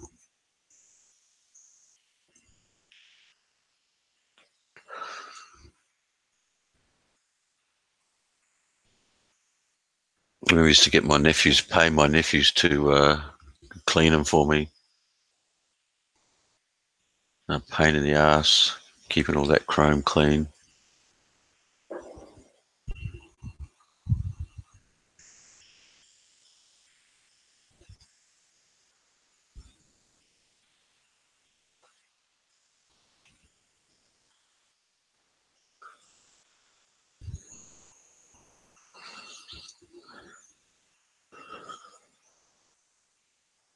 What time we got? 12:06. How long will we going? Probably a couple of hours. Nearly a couple of hours. Chrome was just for the look, Face Runner.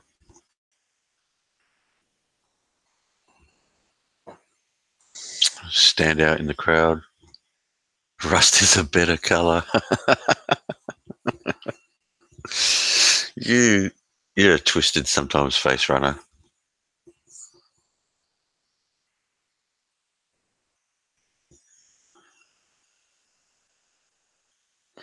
Yeah, 12:07 p.m. Crystal. So around lunchtime here in Adelaide.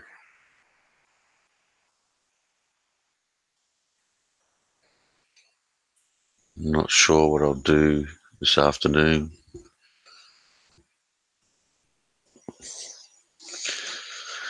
Last night just sat back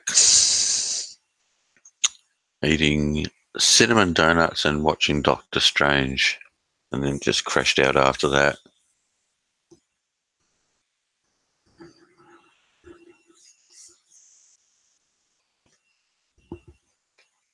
Not sure what to do today. I know I've got to get petrol in the car, so I might head out later, put some fuel in, and go for a cruise maybe. I like driving around.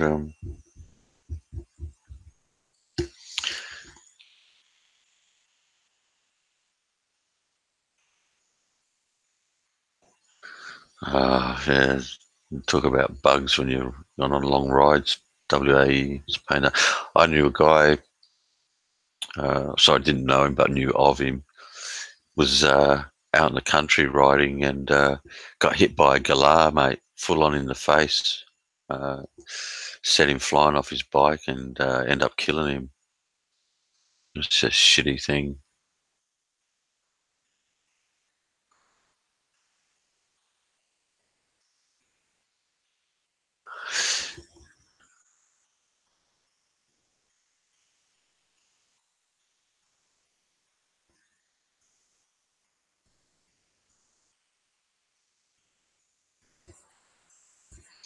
But I remember that the clubs used to have the bike shows, and some guys really put some effort into it.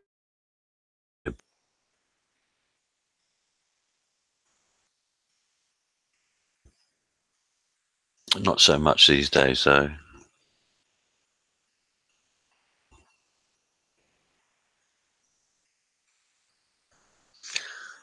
They all seem to be going for this. I don't know if it's a big thing in America at the moment, but over here, it's getting that big fat tire on the back of the bike. It's like a bloody car tire sitting on there.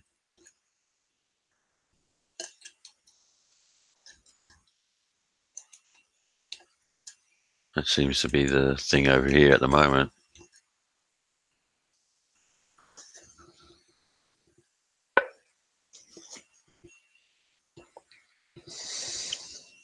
Just thinking of different bikes. Nathan, can you remember the Honda brought out? I think it was the 500 or 550 Shadow.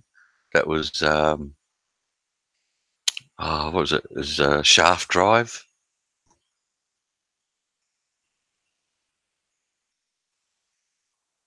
Yeah, well, here it's just becoming a big thing over the last couple of years. Face runner. It seems what all the younger lads are doing these days. So I guess we're behind you guys. I see a heap of them out there now, putting the big bloody fat tire. I wouldn't do it myself. Yeah, some of the choppers are nice, WAE. Not practical to ride though, some of them. Be a pain in the ass.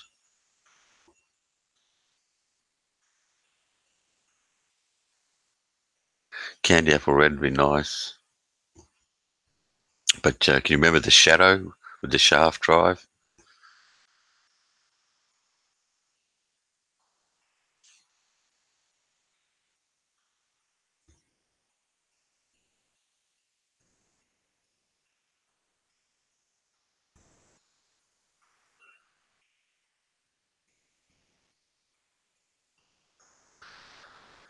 Yeah, I'm going way back, back in the 80s, I think it was. The first of the Shadows with the shaft driven.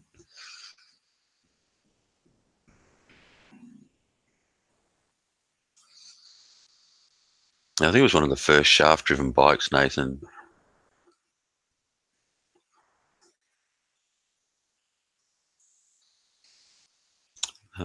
Be honest, I've never ridden a shaft drive.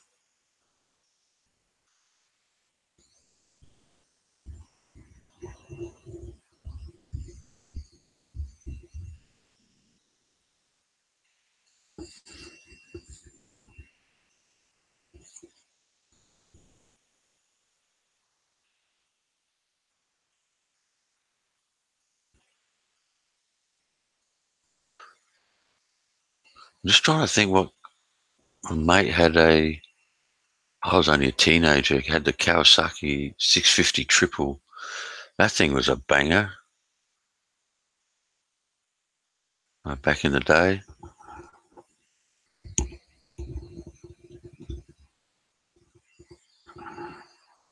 I remember riding it home one night when he was drunk, and it was a pretty pokey bike.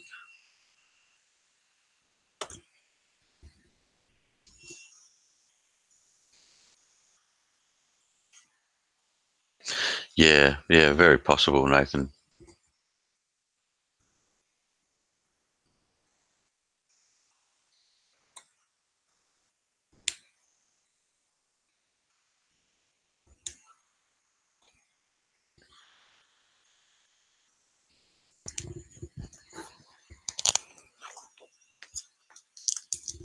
I'm assuming when they first come out too, they would have been in limited supply.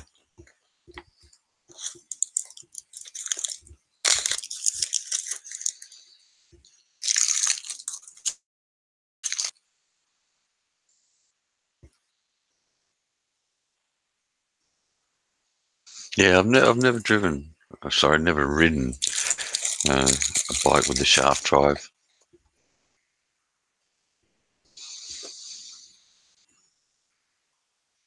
Well, what did you think, mate?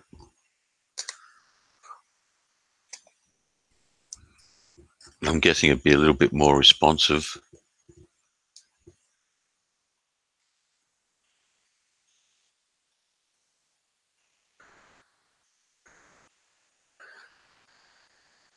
Oh, that'd be cool. I used to love the Honda 754s back in the day. They were a good bike. Um, Definitely preferred the Z900. Yeah, up here, the ride up through the Adelaide Hills, but mate, there's crucifixes all along that road where guys have put their bikes into trees or the fencing there. The dangerous ride if you're going to be silly up there. It's nice to cruise along.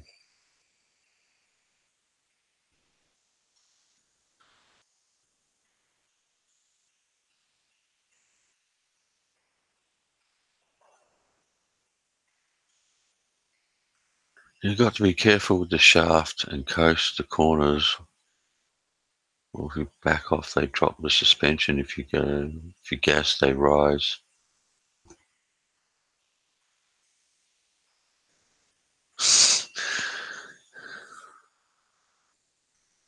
Yeah, you're a crazy face runner.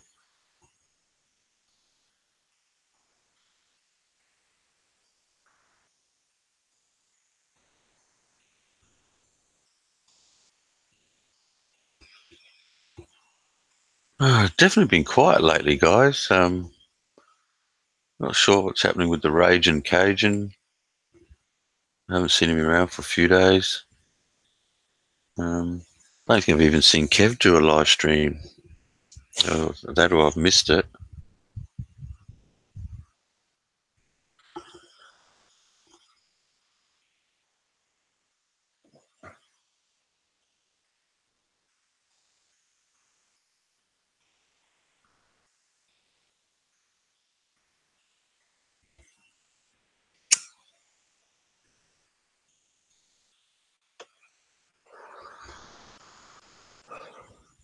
The temptations for me to go in and buy one now, get a bike, but I don't know.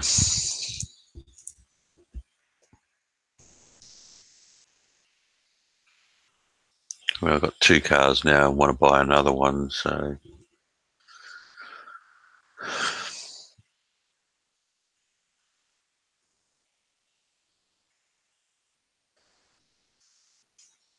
I said there's too many crazy drivers out there these days.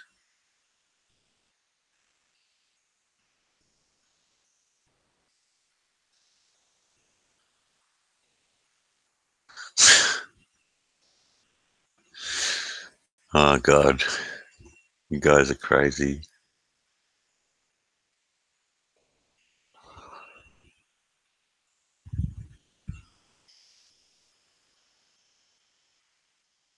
Not anymore.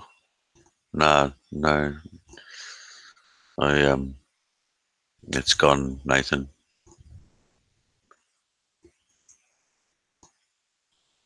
During the time I was going through that 3 years of divorce, got rid of it. Yeah, someone invited me. I think it was Chicken Choker said he'd have a bike there for me, and we'd go up see Sturgis and what is it, Mount Rushmore and shit like that. It'd be a cool ride.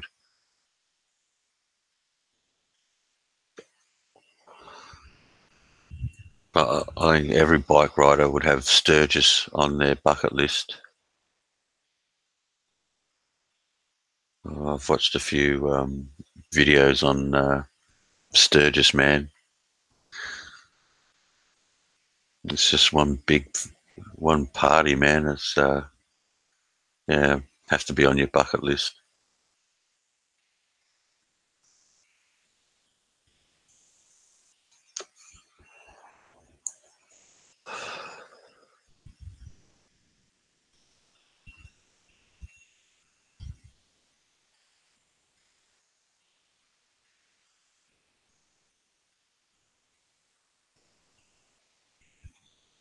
Mm.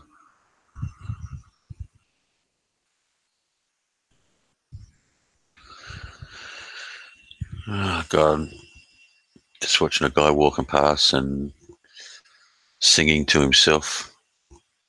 Mm, takes all types, I guess.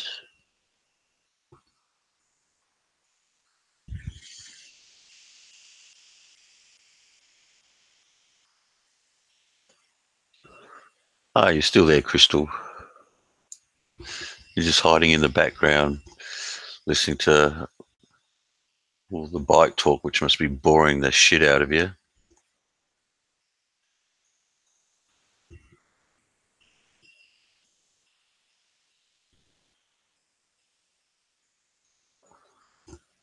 So I had a lot of mates into the motocross, and I just couldn't get into the off-road bikes. There was a time when we used to go and hire the PE 250s and take them down to Port Gawler and thrash them around.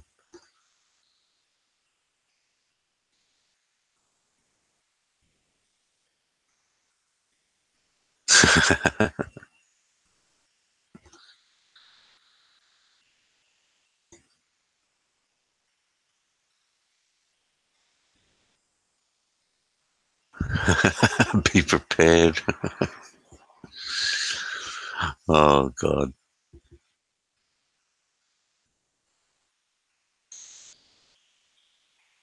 definitely love to do Sturgis. That's for sure. I might have to take a gunner's offered me the same too. Um, that'd be cool to ride around with him and Chicken Choker. Even you, Face Runner, you crazy bastard.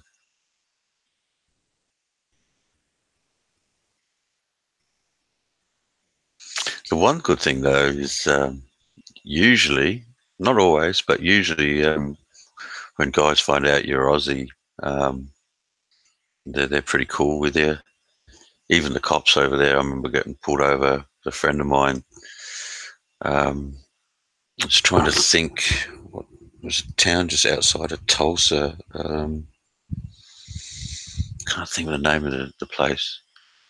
Um, but got pulled over by the highway cops, and it was a cop on his own actually. Um, and end up, I think, we're there for half an hour talking to him when he realised I was Australian.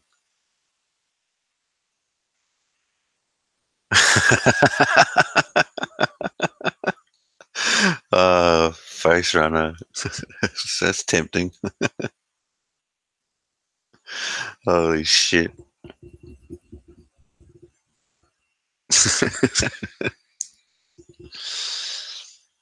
I loved America, man.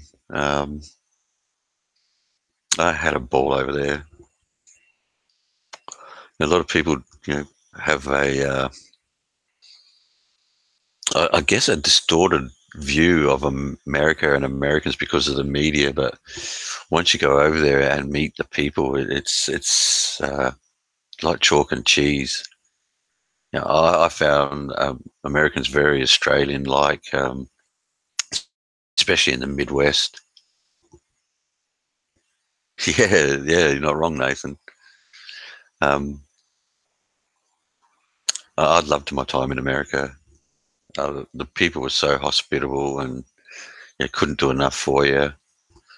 And I was lucky to have been there once for the 4th of July, which was, man, that was just sensational, and was there for Thanksgiving.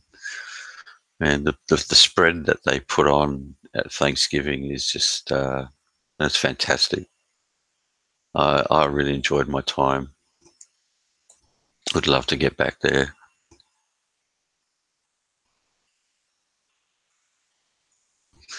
Yeah, you should do some videos of it. Jesus. See, the trikes are big over there. They're not so big over here. Um,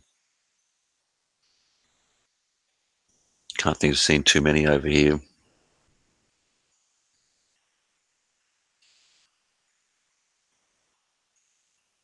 Free popsicle. Holy shit.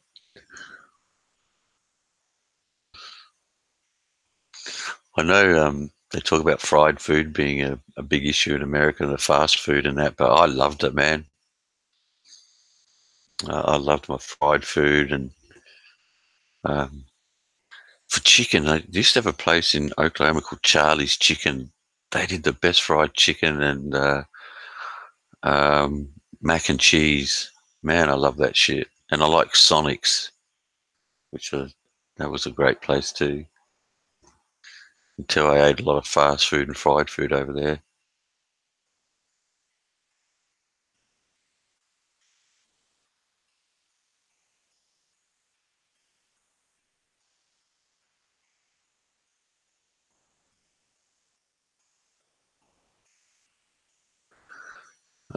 Dean, we're not interested, mate.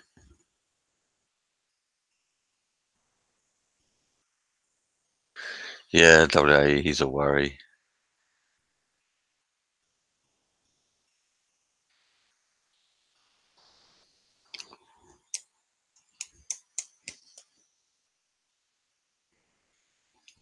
I really look forward to travelling again. Definitely need to, like I said, get out of Adelaide and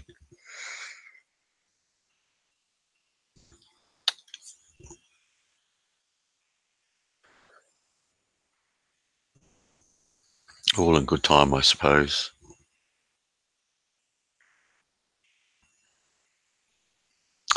Deep fried Oreos. I've never. They do a deep fried Mars bar here, but never heard of deep fried Oreos. That's a new one.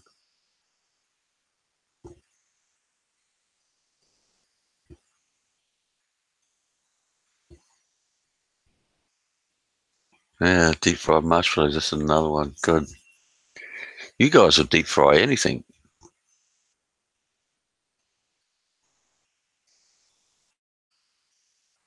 but I love the idea of the 24-hour diners and shit like that, and the Tex-Mex. I love that.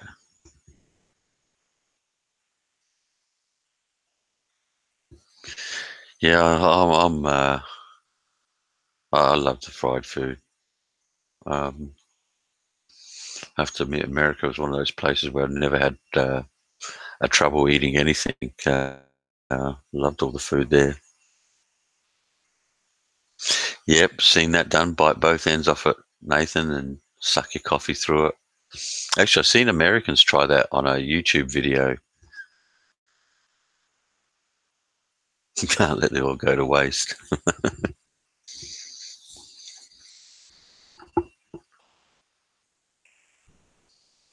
Tell you what I really enjoyed over there too is the pot roast. The way you guys do the pot roast, which different to the roasting that we do here, but that was nice too. And the American barbecue, my God, um, the Fourth of July, the people I spent time with, they did the American barbecue. Man, that was so good.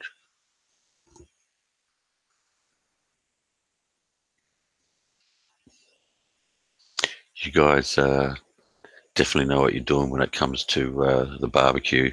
That's for sure.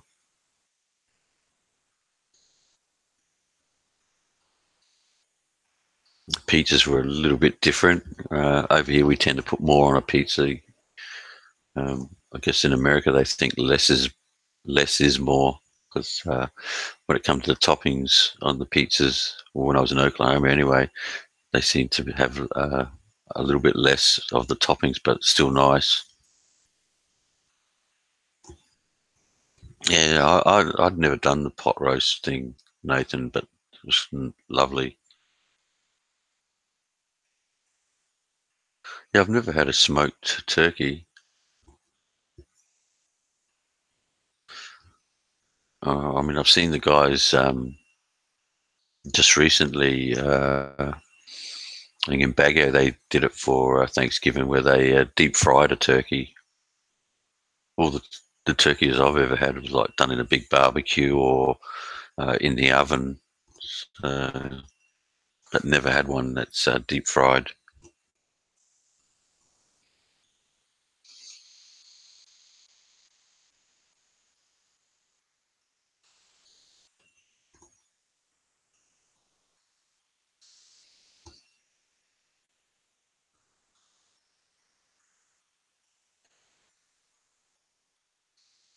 Yeah. Never been. I mean, I eat pork and ham, but not a big. I've probably eaten lots of chicken lately for some reason. I don't know why, but you usually prefer red meat.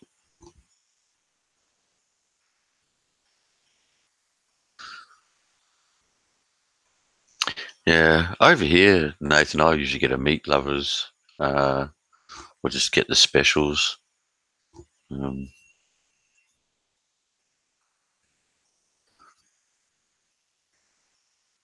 but definitely pizza's different here to than in the US. Really want to try one of those New York pizzas.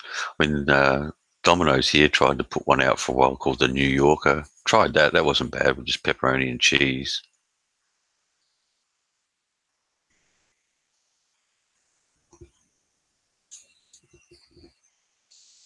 I think New York's supposed to be pretty famous for their pizza.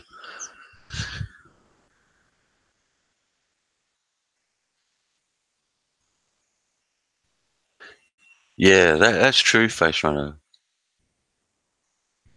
Yeah, yeah, Nathan, I prefer thin crust.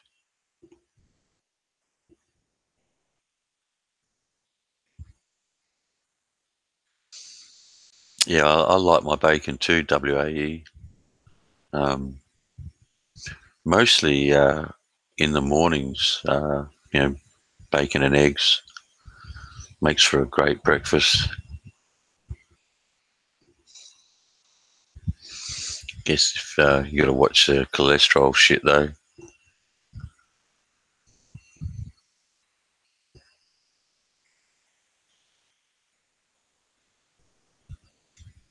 But I was never a huge pork, never a huge pork eater, but I do like my bacon.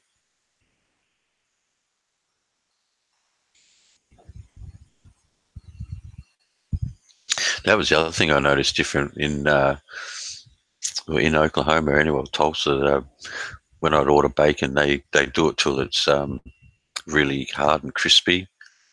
Um, Probably cook it a little bit more than we do over here, but I'll eat it either way. Yeah, well, that's what everything in moderation. WAE. Uh, Problem it's hard to be moderate when it comes to nice food. What do you like as a cook, Crystal? If you're still just lurking in the background there, not much of a cook or a good cook.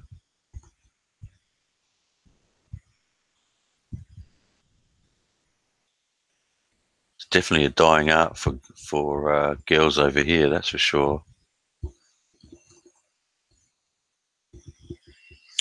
A lot of girls here can't cook or don't want to cook.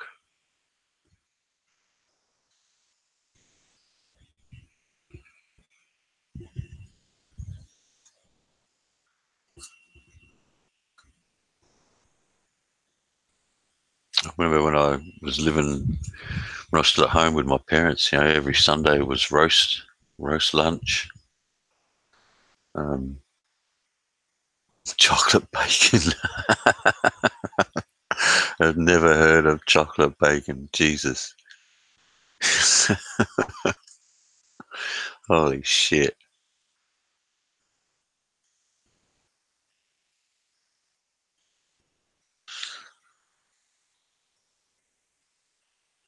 One of your meals will feed four Filipinos. So you can cook, Crystal. Cool. It's a dying art over here for women, I tell you. So just like I said, they don't like cooking or want to cook or they just can't cook. It's kind of crazy.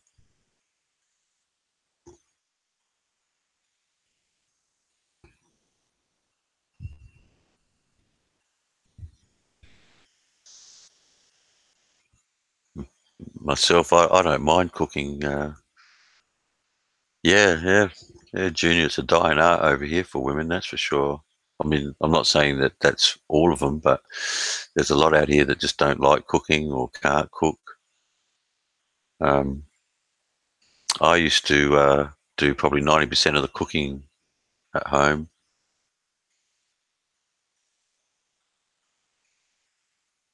Good for heart attack. Yeah, I started cooking pretty young. I don't think it was that young though. But both parents worked shift work, so I'd end up cooking dinner.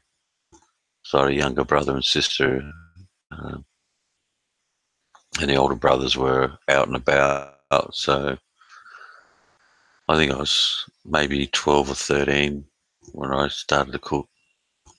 But I don't mind it. It's not a big deal to me.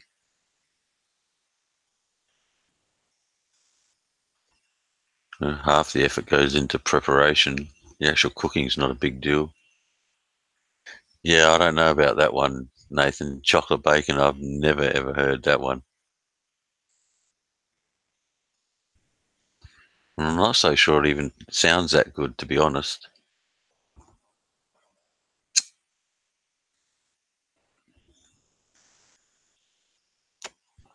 It is. Wow. Yeah, I hear you. WAE.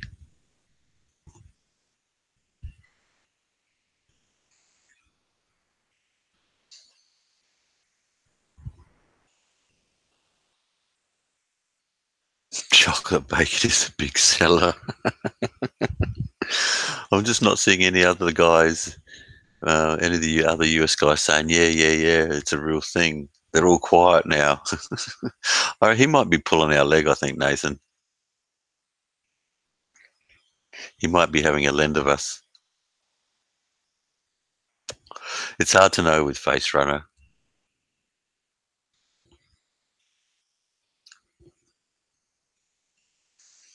He's probably sitting back, pissing himself, laughing at the moment.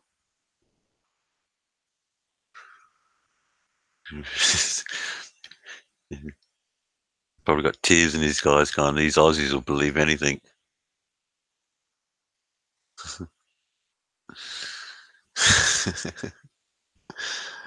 uh, WAE's Googling it. Ray's never heard of it.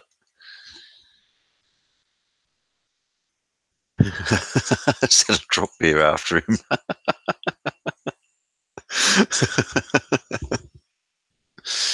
You got to watch out for those drop bears, man. Chocolate bacon pizza. That just doesn't sound that nice.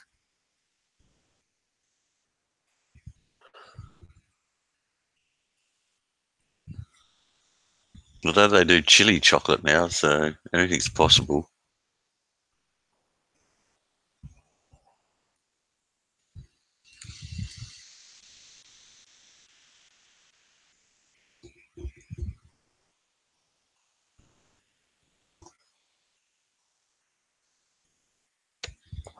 Ah, so we've still got Crystal lurking in there.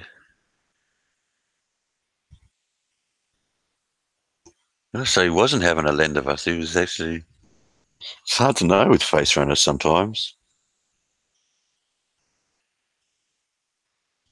Yeah, I'm not a big chocolate eater, face runner. I'm not. I mean, I will eat sweet stuff, but not huge on it. I'll binge every now and again.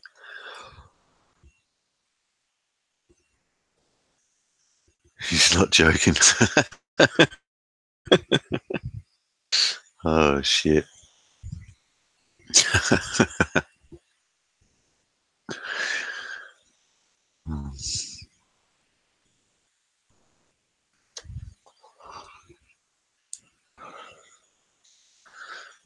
Just noticing too, it's been very quiet. I haven't seen anything from Barry out there.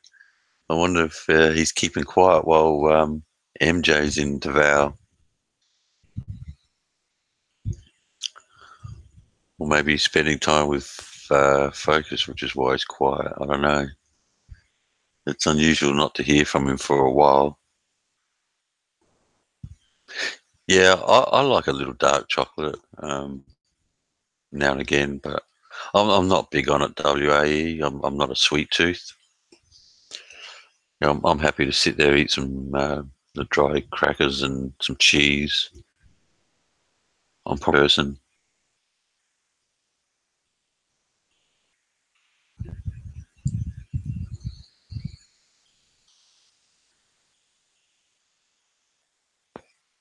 I mean, I've had a one of these huge uh, blocks of Toblerone sitting in my fridge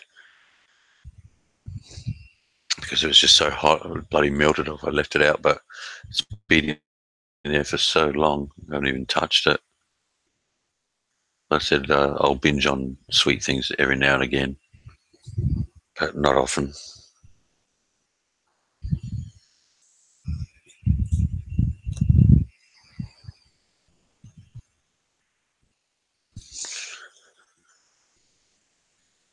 Instead of more savoury.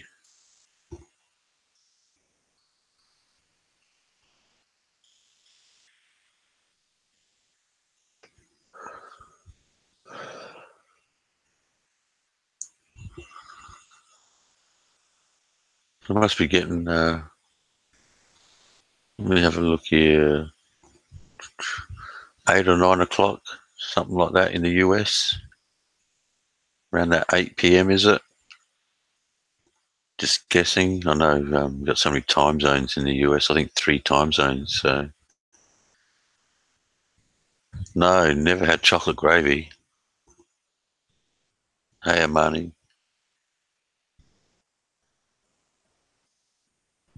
Jesus. She's definitely got a sweet tooth, WAE.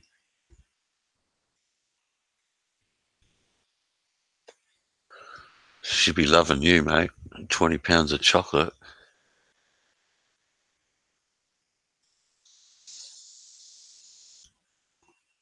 Only 6 p.m. in California. Okay.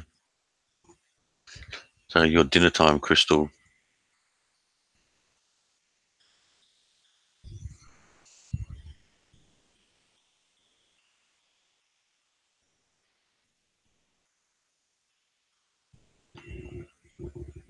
Okay, 6 p.m. there. 8. Well, at least I was right in one place, Ray. But I think you got like 3 time zones. You got like Eastern, Western, Central, or something like that. I think you got about 3 time zones anyway. Might be even more. Not sure.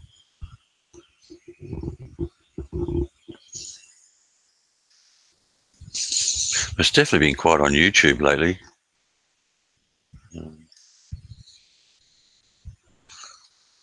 I've slowly gone through my list of pages that I'm subscribed to, and a few just got too many to watch.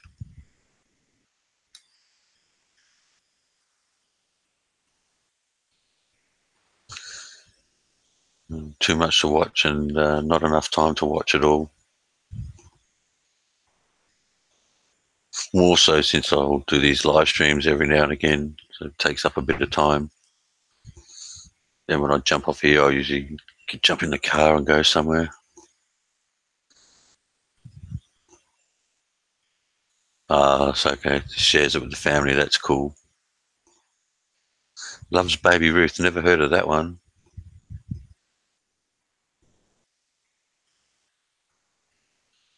Yeah, well, Face Runner, you're a truckie, so you'd be on the road a fair bit. It's actually Friday here.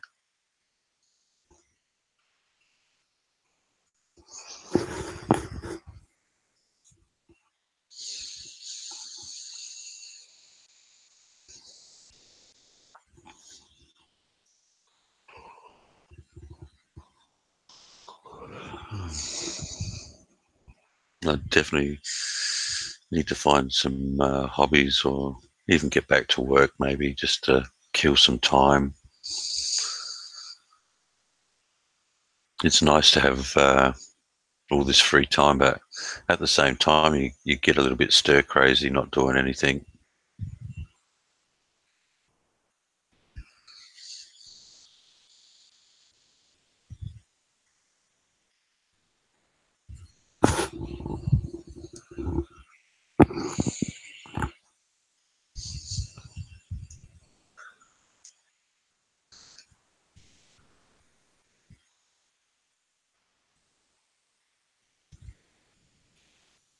Okay, so you do all your driving during the day.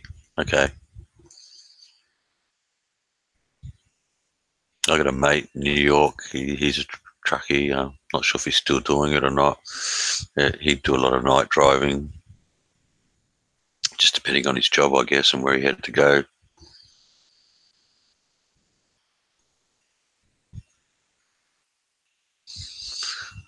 Need to catch up with him as well. More insanity. Again, I don't watch the guy, Nathan. Uh, Not sub to him. I've only ever heard about him through you guys. Same with Frank. I just can't be bothered. I know some guys find him entertaining. It just annoys the shit out of me. It just seems that he's trying to build up all this drama and shit just to get subs. And I can't be bothered with the drama.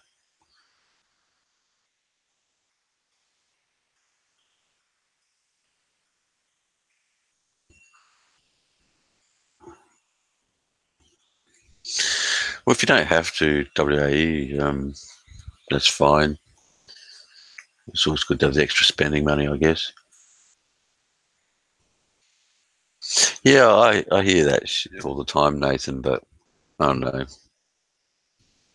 I know Havoc is good friends with Fazio. They talk on the phone, and um, Shirley talks to Fazio's other half on the phone.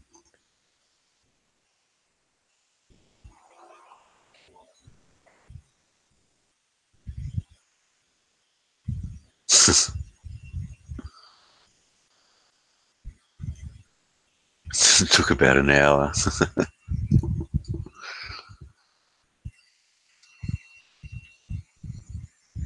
Uh,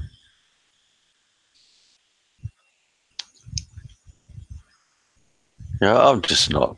Yeah, I like. I mean, I've got a friend in Thailand. He's a Texan. He's married to a Thai girl, and he's living over there, living the life. And I like watching his vlogs. Just did one recently. One of his Thai friends passed away. It was really sad. It was one of his drinking buddies over there. But over there, some of the stuff they drink, mate, will just rot your guts out.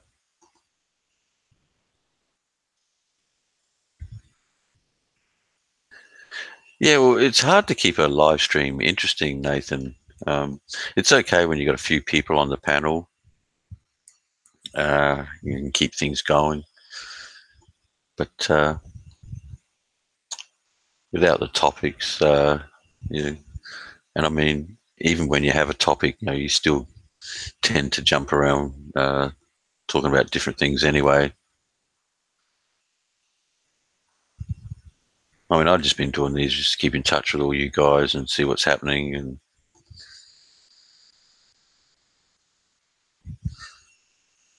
trying to keep out of all the wars between all the vloggers, that's for sure.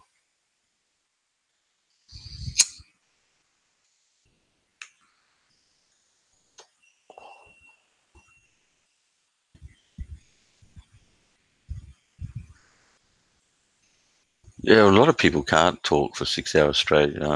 It's not easy. It's a bit different when you've got something to actually talk about. Usually, I jump on with just the idea, I guess, of chatting to you guys and see what's happening.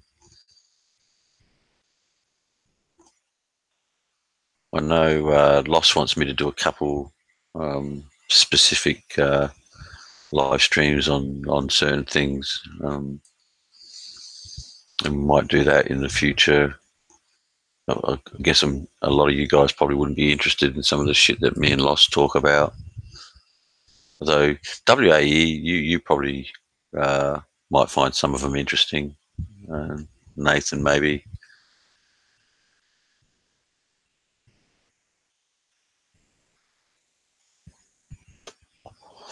That's the thing, though. Depending on the topic, it's not everyone's interested in the same things. like talking about the bikes and the cars. I guess a lot of people are not interested in that. Yeah, it is crazy, Nathan. I don't get it. Yeah, well, I got blocked by Frank before I even went to his channel. So the first time I went to his channel and joined the live stream, I found out that he'd blocked me.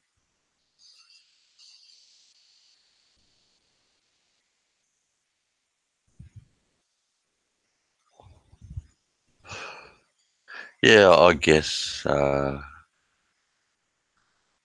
can understand that to a certain point. White American expat. Um, some people probably find that offensive, but then you've got guys that Black American expat, or Brown American expat.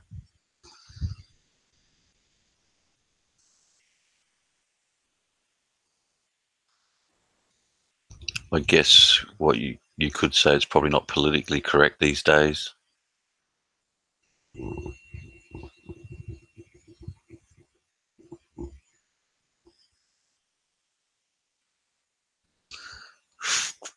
We've got 12:50. How long have we been going, guys?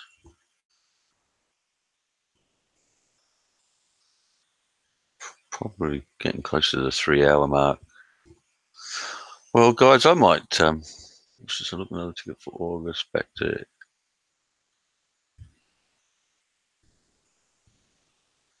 fresh watermelon cheap beer.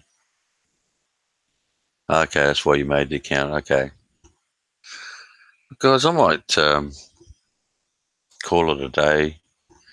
I might jump in the car and go for a bit of a cruise, get some fuel, and being Friday, I guess a couple of guys might have the day off. Life beyond the Philippine dreams. Well, definitely the name you got now is pretty original, Nathan.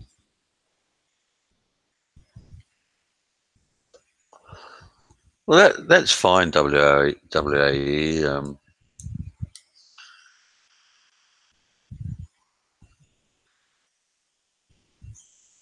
Nothing wrong with being proud of who you are, but I'm not so sure the colour should ever be an issue.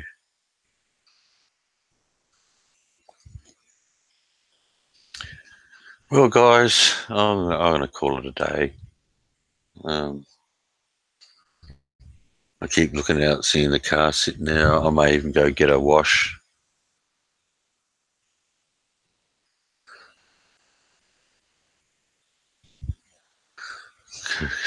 Go cause some trouble. Oh, God, I've had my share of trouble, Face Runner. I'll try and stay away from it now. I'm too old to be getting in trouble. Well, you guys, you all have a great day, great evening. It was good talking to you. Um, I'll catch up with you sometime. Uh, but definitely need to just get out the house for a while and enjoy this weather. The sky's cleared up. It's nice and blue. A little bit of a breeze out there. Yeah, well, that's true, WAE. Yep, CRA, Face Runner, Nathan, WAE, uh, Crystal. All thanks for popping in and joining the chat. I'll catch you soon enough, I guess. I just need to get out before I get stir crazy. So you all have a great evening, great day. Take care, and I'll see you all soon. Bye.